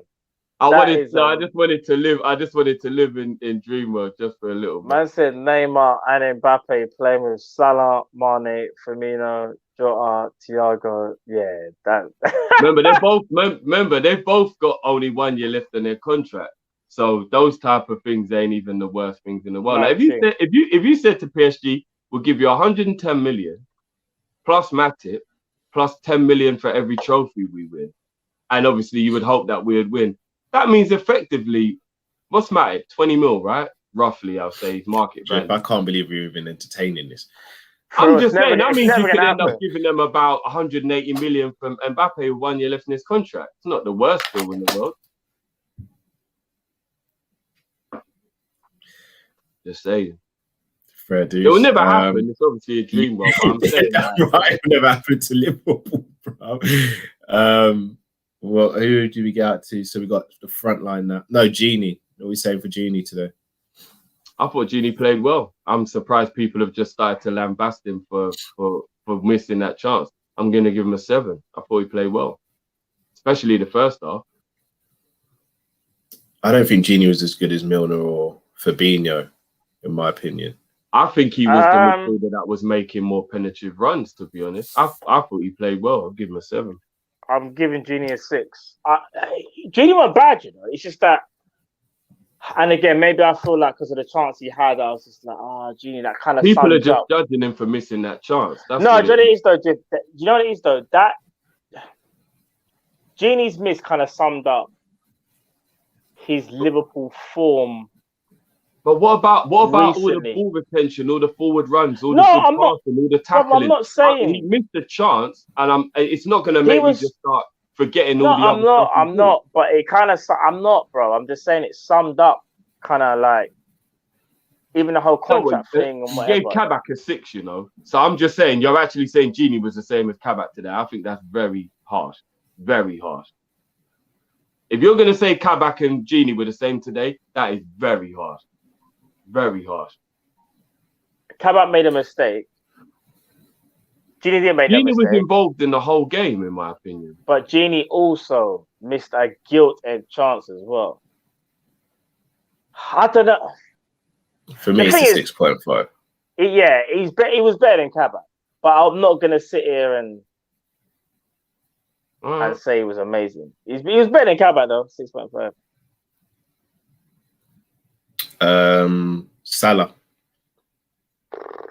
This is the hardest one because he got into good chances. He played well, Salah. It was just the finishing.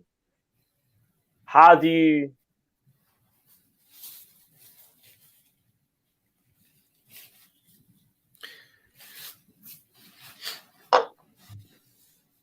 I know, man. You marked Genie down for missing the goal. I'm letting you go first, bro.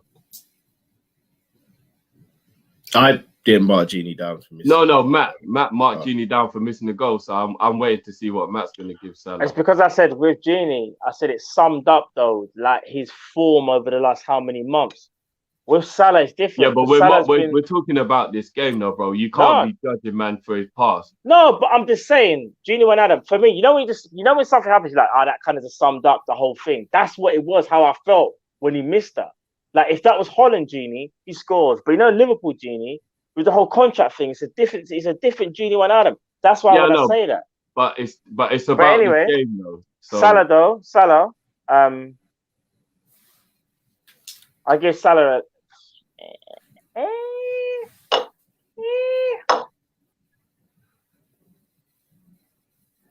I give Salah a 6, or maybe a 5.5.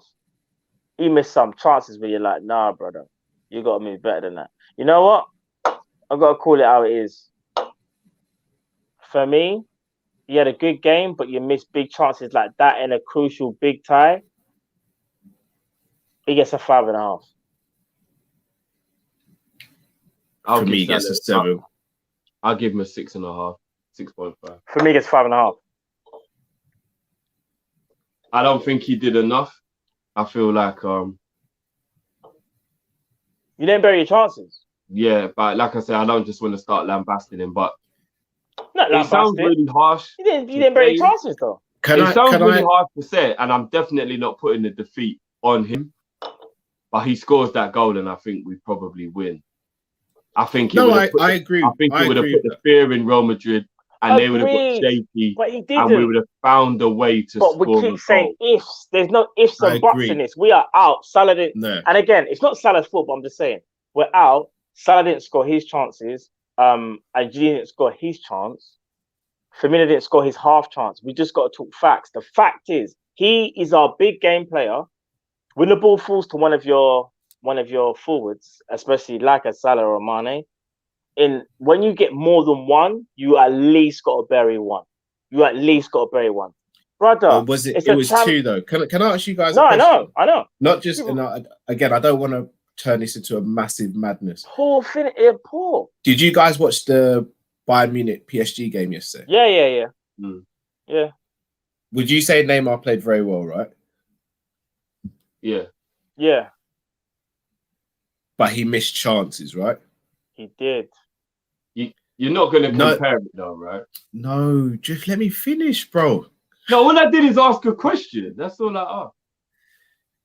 I'm saying, we're saying here, if Salah, because effectively he had 2 chances. One was clear cut, the other one was a half chance, I'd say. But you should test the goalkeeper, or at least hit the target. It's the first one. It's the first one. No, I hear you. I fully hear you.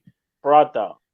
If, let's say, for example, we won the game today, but Salah's chance didn't go in. Let's say Mane scored one, Firmino scored one, but Salah still missed those chances. Are we sitting here still saying he gets the same rating? Yeah, I'm still going to judge him for what he did. Yeah, because you can only go by what that play did. Like how sometimes when we say... No, but what the reason I asked that is because we're saying if he scores that first goal, we probably go through. So rather than just judging his overall performance, are we judging the magnitude of his miss, which shouldn't be understated, by the way? Like his miss was ridiculous, but are we judging his whole performance on the magnitude of that miss? No. And the reason I say that is Neymar missed 3 clear-cut chances yesterday, but was brilliant in my opinion yesterday. He was. Hear me out. But They had weren't PSG, clear cut, bro.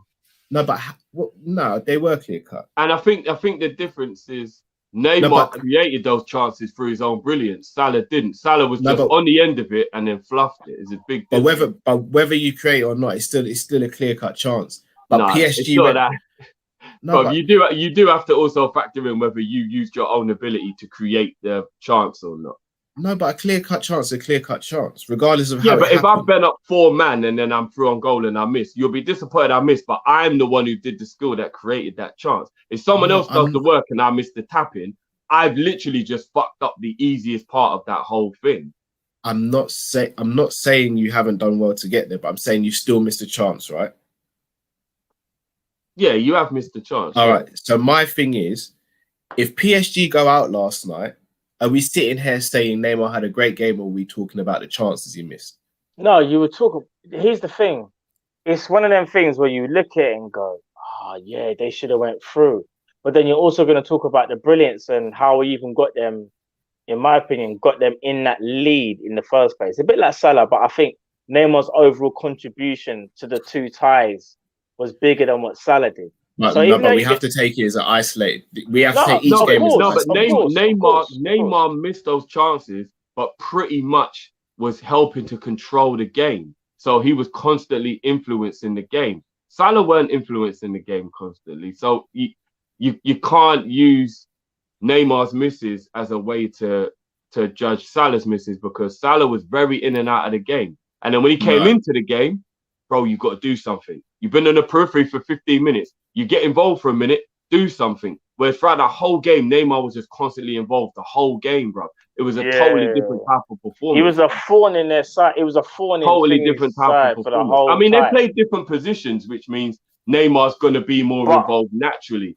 But I don't like. I get what Carl's trying to say though, because let's say that they did get knocked out, and we were like, the thing is a tough one, because I think we would sit here and go, "Oh man, miss bag of chance." All right. Yeah, that's what I'm saying. If we go through tonight, I don't think anyone. Not that we won't mention Champions League final last year.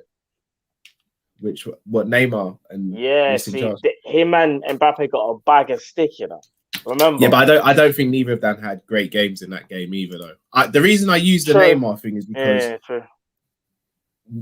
I think sometimes, and Drift, we've had arguments about this with Mane, where you said just because he hasn't scored or assisted, you still think he had a good game. I don't think Salah was great today, but I don't think he was poor. So a couple of people have asked me to say why I gave him a 7. I gave him a 7 because I thought most of the stuff he did today was good. But yes, those key moments, I can't forget about those, and those key moments were on him. But at the same time, when people are saying things like 3s, 4s, or saying he was poor, that's why I say it wasn't like that. It's such a fine tipping point. I was I'm not saying 5 and a 6. I went in the middle. The other way, isn't it? Yeah. So that's what I'm saying. It's like, for me, it's a difficult one, because even though the chance he missed was huge, it was no 2 ways about it. I think sometimes we have to look at the overall performance rather than just the moments. No, but today I don't think his overall performance was great either. I think he was just all right. I don't think he was great today. If he had a great game and missed those chances, I'll be a bit more easy on him. I don't think he had a great game. He didn't beat his man. He looked a little bit indecisive. A lot of his decision making, he made the wrong decision. But he got himself into the position to score goals because he's a good player. And then he missed the opportunity. So that's why I'm giving him a 6.5. I don't think he was crap, but I don't think he was good enough where I can start giving him 7 and 8. If he scores one of those chances, then he'll be in the 7 and the 8 bracket. But because he missed the chance, I'm giving him a 6.5. Yeah, he was in and out of the game, and we need our big boy players to be a bit more involved than just in and out, in and out. You've got history with Real Madrid. I want you to be angry, Salah. I want you to move to them. I know Ramos ain't playing, but I want you to move to these, man. I want you to bag them up. And I don't think he did it. I don't think he did it. But 6.5 ain't a crap score. I just don't think he deserves more than that. Cool. Firmino. Maybe you could I'm going to give Firmino a 6.5 as well. I think he didn't do badly, but he could have done better. I think there was times during the game where I forgot he was playing, and there were times during the game where he did some really cool stuff. So I'm going to give him a 6.5 as well. I'm giving Bobby a 6, and I'm also changing Salah to a 6 as well. I'm giving them both 6s. I'm giving them both. Well, I'm giving Bobby a 7 as well. Mane. I'm going 6.5 across the front. I think Mane in the first half was brilliant. Mane in the second half looked like a player who's out on his feet. Mane gets a 7 for me as well. When I was watching that second half, I know for a fact Mane's fatigued. He looks like Conor McGregor right now. First 2 rounds, he's all there and he's on it. As soon as he gets into the third round, cardio is just gone. Like he's got no energy. Do you know what screwed Mane? Sorry to cut you back. Do you know what screwed Mane over today, which really pees me off with what Klopp did when he brought on Jota and moved Mane over to the right. And the worst thing didn't do nothing for him. And it wasn't even just about Mane. I actually am starting to feel like Jota's useless on the left anyway. Yeah. I'm glad every you said time that. Jota plays left, he's useless. How has Klopp not noticed he ain't had a good game from the left? No. I wouldn't say he's useless, Drift. I just don't think he's not useless.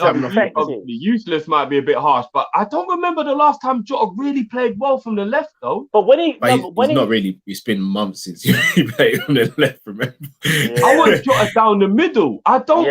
I agree. It should have been Mane on the left, Salah on the right, Jota through the middle. Like that. Agreed. I don't get. But we kind of went 4-4-2 at one point, lads. So at one point it was Jota on the left, Salah on the right, and I don't remember it was like Mane and who's the other person? Mane and didn't he basically stop Firmino into midfield and put Salah through the middle? That's because we kind of done like a 4-4-2 towards the end of the game as well. It was like a 4-4-2.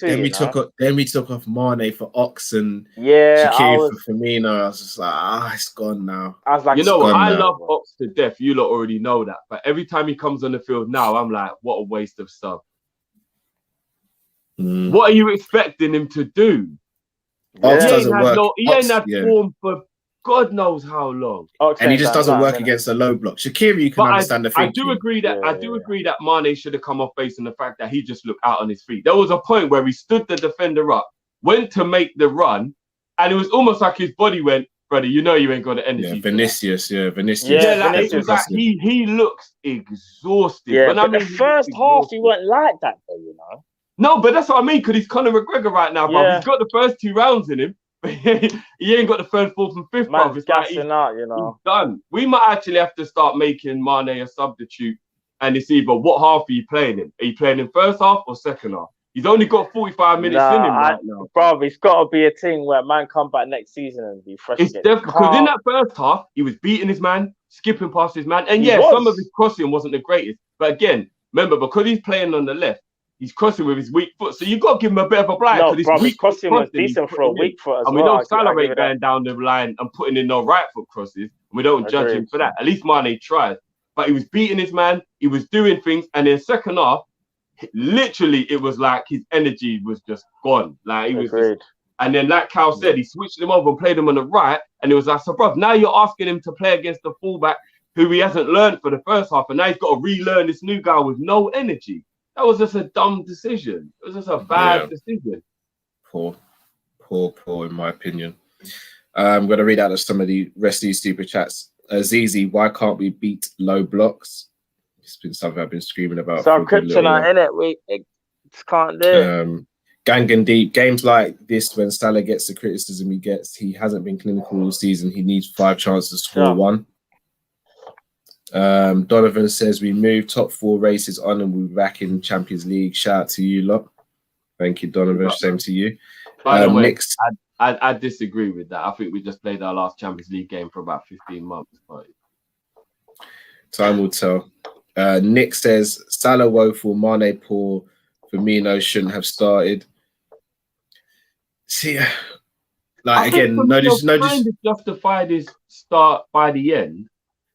again, no disrespect to Nick for the super chat or anything, or for his comment, but when I hear words like woeful and poor, like that's where I'm like, they were woeful. Like woeful to me is flipping, I don't know, Adrian against Aston Villa. That's woeful. Poor is Karius against Real Madrid. Like those for me are woeful. Like tonight, yeah, of course. For me tonight, not one of those players came off the pitch and I said that player's woeful. Like maybe they didn't have a good game or they could have done better, but woeful.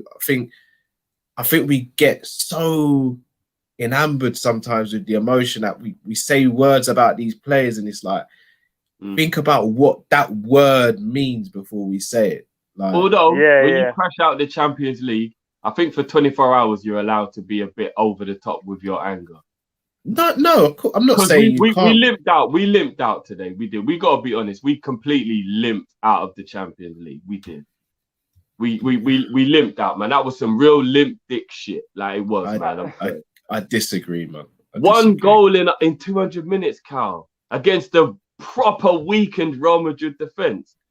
That weren't Ramos and Varane just pulling out a master. No, I hear you. But Eder Militao gets into a lot of teams in the Prem. No, he's a good player, but he shouldn't be getting clean sheets at Anfield. I know that's right. Brother, I'll be honest, apart from City, Eder Militao probably walks into every team in the league.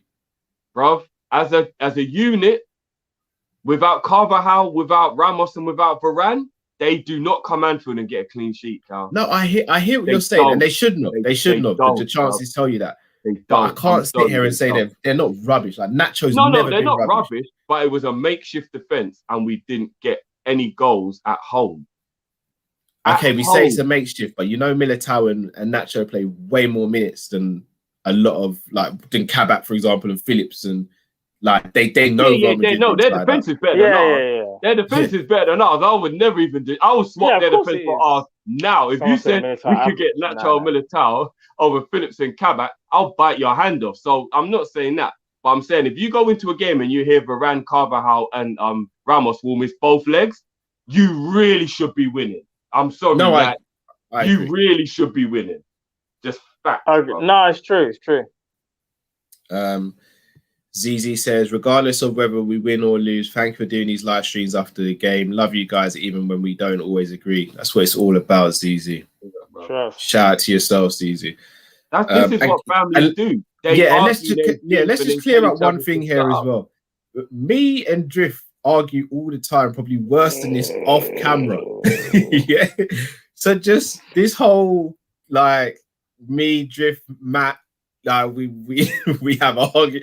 Yes, we argue because we're passionate fans and we don't agree on stuff. But it's football, man. Yeah, football, bro.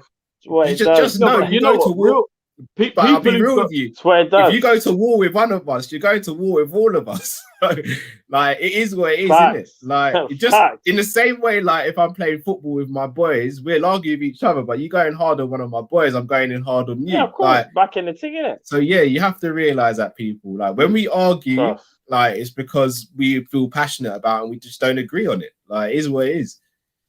But I like that. I like that. That's how we are. I mean, me and Matt have been arguing about Liverpool for about 15 years. For time, bro. Hard arguing. To the point where if we agree on something, sometimes we take a minute and we're like, did we just agree on that? Yeah. No, facts, bro. Facts. Because he used to be on the Origi train. He doesn't know how disappointed I am in him right now.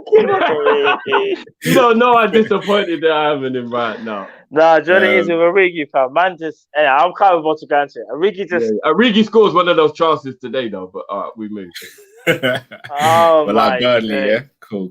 On that note, I've actually got to go, guys. On a serious note, I've actually got to go. No, I've actually got to go. No, I know. You might know I've actually got to go in it. But enjoy the rest of the show. We're going to finish that comment about Divock Origi we'll finish that off on Friday. Yes. We'll talk about Origi on Friday.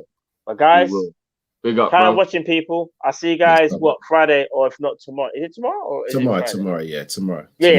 All right, guys. In a bit, man. Adam, bro. Take it easy. Dean says Militao cost them 55 million. We showed every worth of that penny today. Still I'm gonna be honest. Watching Militao play well for Real Madrid really annoyed me. We had about 10 conversations about signing him during January. Watching him do that really annoyed me, man. Well, they were actually going to let him go out on loan, but I think Ramos got an injury and that changed their mind on it. But I reckon if we'd have put down a decent loan fee, they might have done it. And the thing is, Cal, we shouldn't have pussyfooted around. We should have done it on January the 1st, and they wouldn't have even known Ramos was going to get injured. Yeah, for real. You get what I mean, bro? Yeah. We did a lot we should have done in January, don't you? Rion says, I think Klopp made the right subs, but they just interrupted our momentum.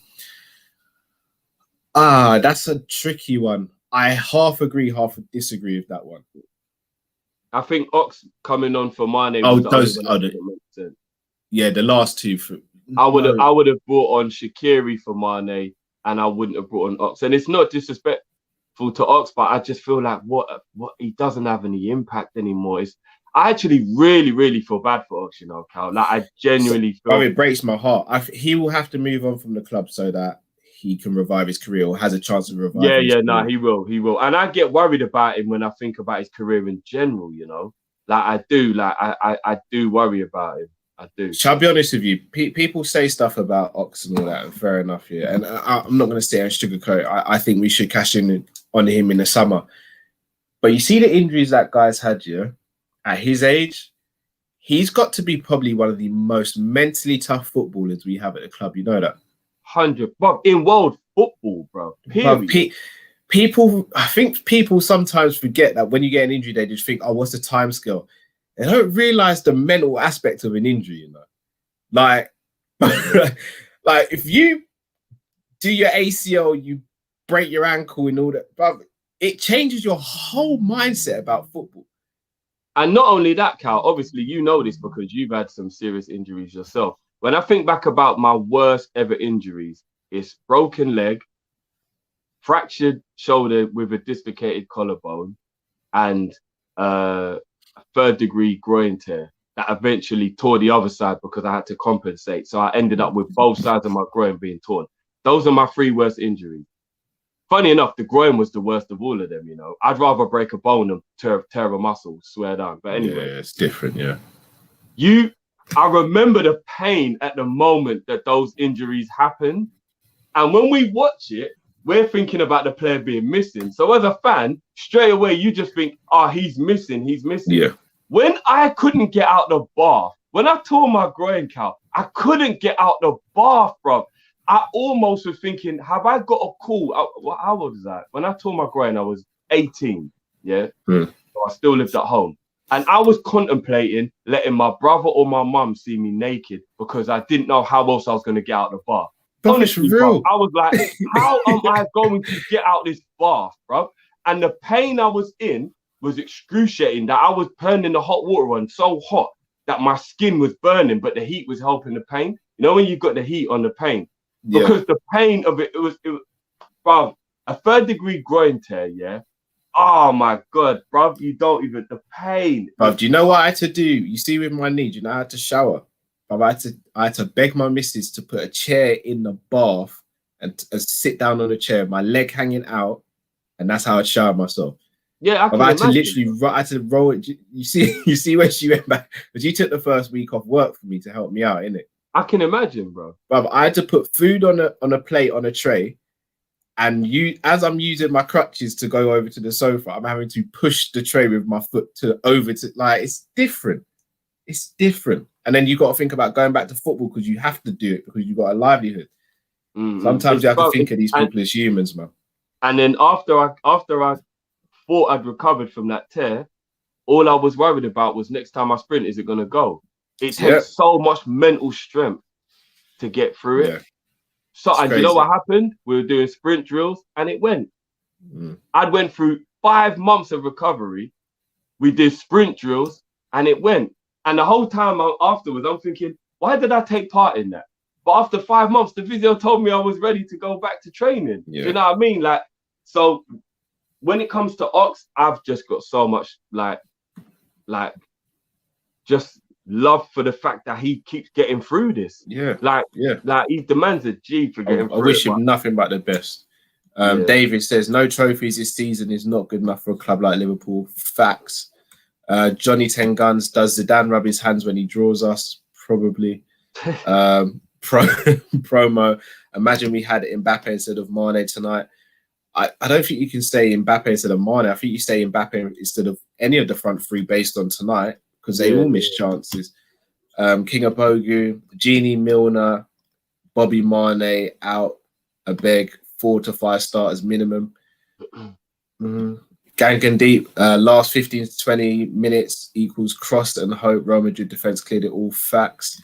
Edward, the quarterfinal was lost in the first leg by questionable tactical decisions by Klopp. By the time he finds out with 2 goals down, tactics were bad, but we also made mistake for the second goal as well, and arguably the third goal. So again, I think he gets some of the blame. Maybe he gets the majority of the blame, but the players who made mistakes have to shoulder the blame as well because you can be tactically amazing. We lost the whole tie on the first half of the first leg. Yeah, that's when we lost the tie. Give me 1 sec, Drift. Yeah, man. Let me just get through some of you guys' comments while we wait for Cal to come back.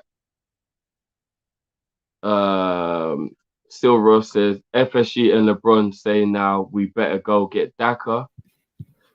LeBron. I know Silver must be on a wind up because there's no way that man there would have said that. You know what? I want to know what Henry is actually thinking right now. I actually want to know what he's thinking right now because his prized asset right now might not be in the Champions League where we don't get that money that generates. And it's kind of showing the effects of a poor January window while we're in this position in the first place. So, agreed. Brandon says Real Madrid will have Hazard back among others versus Chelsea. Agopa says our defense is weak. Nah, the attack is in crisis. Agreed. Genie Houdini says Liverpool couldn't score in the movie Superbad. I'm so sorry. I don't feel pride in that performance, only frustration. I understand that. I feel a bit of both. I feel frustration, but I feel pride as well. One in a million says Kabak and Phillips have shown they can play in crucial games, a positive. Also, it's 100% clear we need striker this summer more than anything. 1975 Jamrock says Klopp picks an away Champions League starting lineup. They got the result that warrants that starting lineup. Away to Madrid, that lineup is fine. Also, wide dribble forward, then stop and pass backwards all the time. Facts. Josh T, I absolutely agree with Matt. I think the team is in their own heads and lack the confidence and swagger of the past. Malang 110 says we couldn't even score a goal at home against probably one of the worst teams I've ever seen.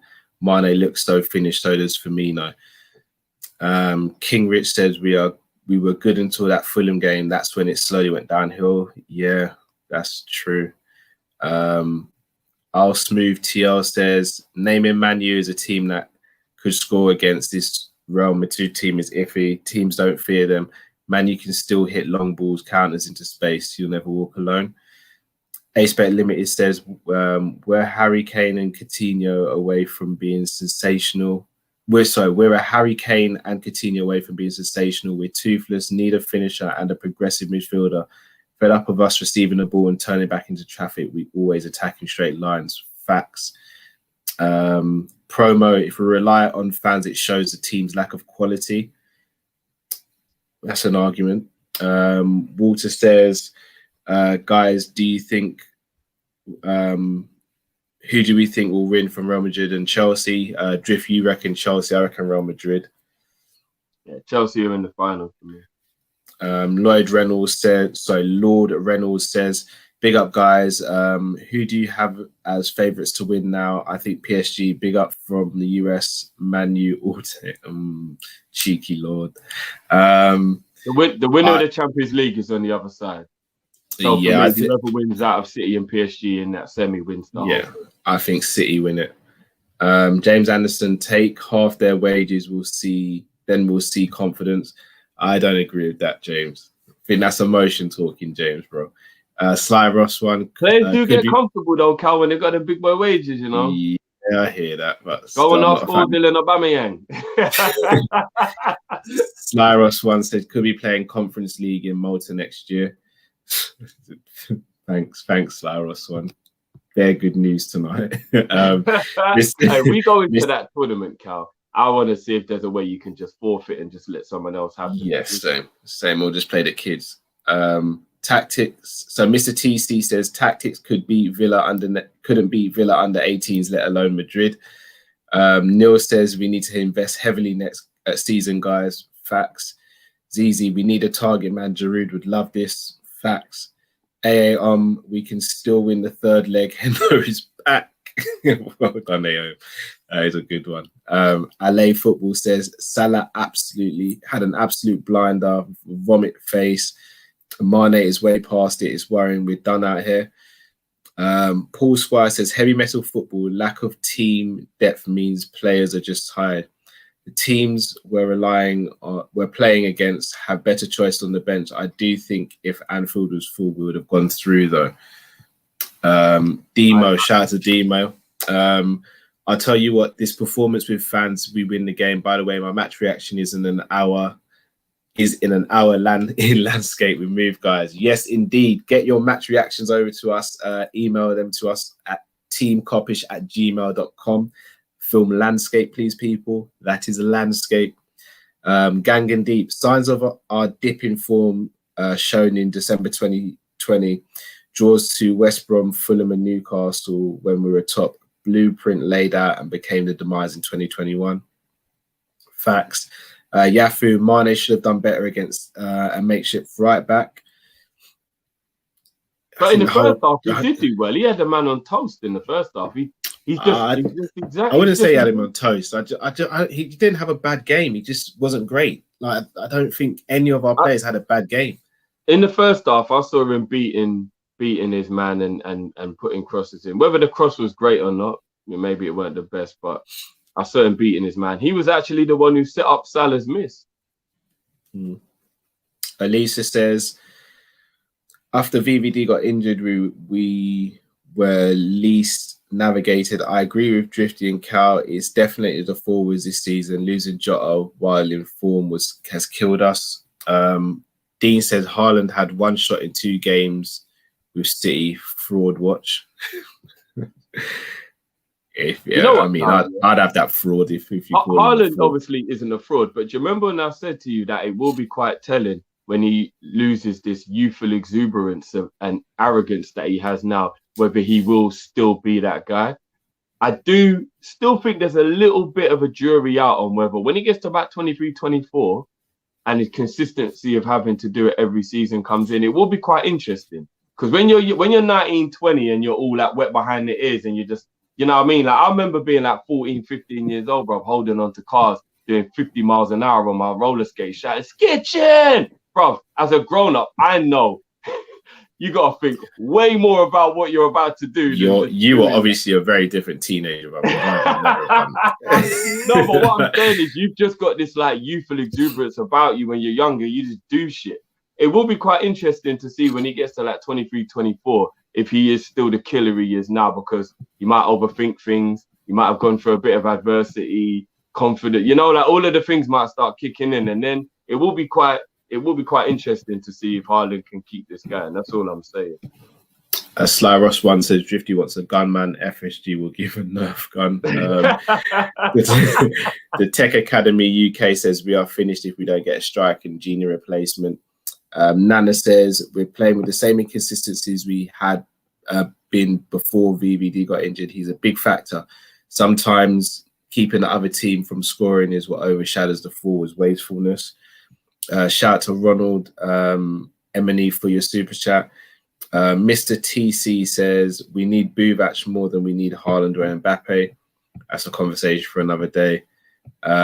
James says our play looks good, but we waste so many chances. Facts. Should have won the game, man. On chances. Phil Ice rises. Drift. Stop the negativity. Drift is depressing. We'll be back next season. You know it. Today's performance was really good compared to how poor we've been.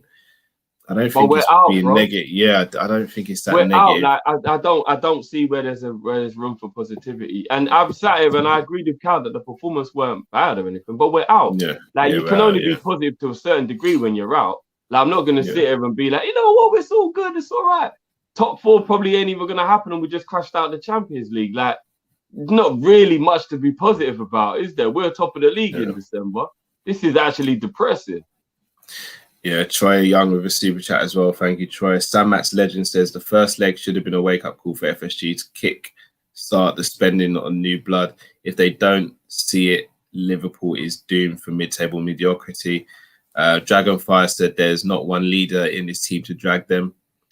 And then also goes to say one injury to VVD and the team collapsed. Rise at 85 says the way we want to play, we have the wrong players. We need to have clinical, technical forwards that can make a chance on their own and score when they get half a chance. Facts. Yafu Kane's record in crunch games is iffy. Just because he's got iffy players around him, I reckon. Big Six Bants, we weren't giving the Real Madrid centre-backs enough credit. I agree. Matt Bickerzet says Robin put all of his skill points on his left foot. Colossal Tofu says, who do you guys want to win the Champions League? PSG, all day, every day. Who's left in it? So what is it? Chelsea, Real Madrid, PSG and City? I'm good with it being PSG or Real Madrid. If it's not Liverpool though, I actually want PSG to win the league while Neymar and Mbappe play for them. I like those two players, and I just feel like they deserve it. I do, but it's bad for football to an extent because it just shows you can buy these sort of trophies by just I know, but we know being that corrupt and all that. If you look at what City do in the Premier League, we already know you can buy it. So yeah. It is, V says, say what you want, but Harry Redknapp would have converted Trent into a world-class box-to-box midfielder right now. I don't know. With, Gareth Bell. yeah. Abubakar says, looks like Paxton Daka's the guy. Dean says, Buvac team 7th in Russia. People act like he's Pep. Oh, is that where he is now? I didn't even know. Yeah, he's in Russia, yeah. Musa LFC 21. Salah scores, we criticise the performances. Salah doesn't score, we criticise him for not scoring. Overall, he was good today. I'd say 7/7.5. Zuberi says, needing 5 chances to score 1 goal is a liability when you only get 4 chances and miss 4. Facts. Sly Ross 1. Tonight showed how underrated Origi is. Clutch. There we go. Drifty Black Mr. Clean says, who you sacrifice the league and Champions League? Would you sacrifice the league and Champions League for us next season to build a squad? Because at this rate, we're fighting for top 6 next season. No, because if we don't get Champions League, there's going to be a ready-made excuse why we can't boost the squad properly. So we need Champions League next season. Kadir, we are family, bro. Argument is part and parcel. Indeed. Dean, see why FSG have a buy young policy of Thiago. Bad example to use because they got James Milner in and he's been a fantastic servant for us. Plus, Thiago hasn't even been that bad. And he hasn't. If you come into a team playing as bad as we are, you can't always blame the guy who's just, you know what I mean? New country, new team, got assaulted, missed 3 months for a bad knee injury. Like, come on, man. Lord Walker says we were kicking field goals rather than using our finishing ability.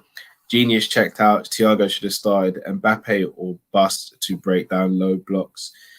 And that's all the super chats. I just want to quickly ask everyone a question before we go, especially not especially to you, but you can probably answer for these people. You'd have still preferred Real Madrid than Porto, yeah? No, I would because that was never a real thing, bro. No. The reason I said it though, Drift, was I knew Real Madrid's team were depleted, and like if you think Real Madrid's low block was something today, Porto would have implemented that in both games. Yeah, I know, but I don't think Porto would have did to us away what Real Madrid did because I don't think we would have felt inferior. Maybe not. But no, I You don't. I could tell don't. we was I don't. inferior. We felt inferior to Real Madrid. You can just tell. It showed. I don't. I still don't regret us getting Real Madrid because our attackers haven't been good enough this season. Like they just haven't. Yeah. I thought the fact that there was no Ramos But I definitely, Yeah. because remember when everyone said they wanted revenge, they're 2-0 now. Hmm. So we didn't get. I told you we didn't get revenge. We ended up being beaten, so we didn't even get revenge. It makes it worse. Yeah. Dean says, "Would you take back Ings on the cheap? Only if it means he's back up. Why would he be cheap? I think he's going into the last year of his contract, if I'm not mistaken. Already? I might be wrong. But we sold him in 2018, didn't we? Yeah, we had 2 summers ago we sold him. Is he already? He can't already be out. But if he's a 4-year contract, then it would have been 2022, or 3-year contract, then it would be. No, we sold him we sold him the summer we won the Champions League, bro, two years ago. Yes, so that would have been, we sold him at the beginning of, so we sold him in summer of 2019. So summer of 2023. Yeah, so he should have 2 years left in his deal, shouldn't he? No, summer of 2023 is 2 summers away, bro. So he's going into last year. I'm not sure. I'm not sure how it works. Drifty Black Mr. Clean says, "I'm telling you, man, if we don't spend 150 to 170 next summer, then forget the league and Champions League. We need a right back, 2 centre backs, 2 midfielders, 2 forwards minimum. We've been screaming this. For a while now." And the thing is, 170 mil mil probably wouldn't even buy you all of those players of the quality that we need either. That's the problem. What was the question you're going to ask, Drift? No, that was it. Are you still glad we got Real Madrid? Because yeah. I would have definitely preferred Porto. I said it from the beginning, and I still say it, bro. That Real Madrid team was beatable. We just didn't turn up. They were the first leg. But I think we'd be in the semis if we got Porto. I don't know. And I think if we'd lost to Porto, that would have completely devastated us. Losing to Real Madrid, I think the players can pick themselves back up because they can say we lost to a quality team. Losing to Porto, with all due respect, is a team we should be beating. And if we'd lost, then I think that would have just continued, like just destroyed our season. Dean, Ings is 1 year left and he has sell on as well. Yeah, I know we put a sell. Right, so he must have only got a 3-year. They must have only given him a 3-year contract then. It must have been because remember the first year he went there was on loan, and then he signed permanently. So I like Danny Ings. I think he's top quality, but there's no point going back really. Like no. But people, we're gonna wrap up there. Obviously not the show or the result we wanted, but this is what happens. Season's done. No, it's definitely not over yet. Season's not finished yet. Obviously, we have got a big game next against Leeds, but we will be back. Well, we'll be doing some member stuff tomorrow. We'll be back live on Friday for you guys, and then we'll reveal what's going on for the rest of the weekend and the week. So, not the result we wanted, but we've got to now focus on the league and try and finish in the top 4. It's a possibility, and we've got to make it happen now. So players have got one job to do, 1 game a week now. Got to make it happen. Got to make it happen. I'm gonna try. I'm gonna try and help these guys figure out how to get their mojo back because we need it, bruv. We definitely indeed. People, please do get in your viewers review videos if you haven't sent them already. Remember to film in landscape. Send it to teamkopish@gmail.com. That is teamkopish@gmail.com. Smash the like if you haven't already. Subscribe to the channel if you haven't already. Please do share this. And until next time, people, stay safe, stay blessed. We are Kopish and we are out. Thank you very much for watching. Peace.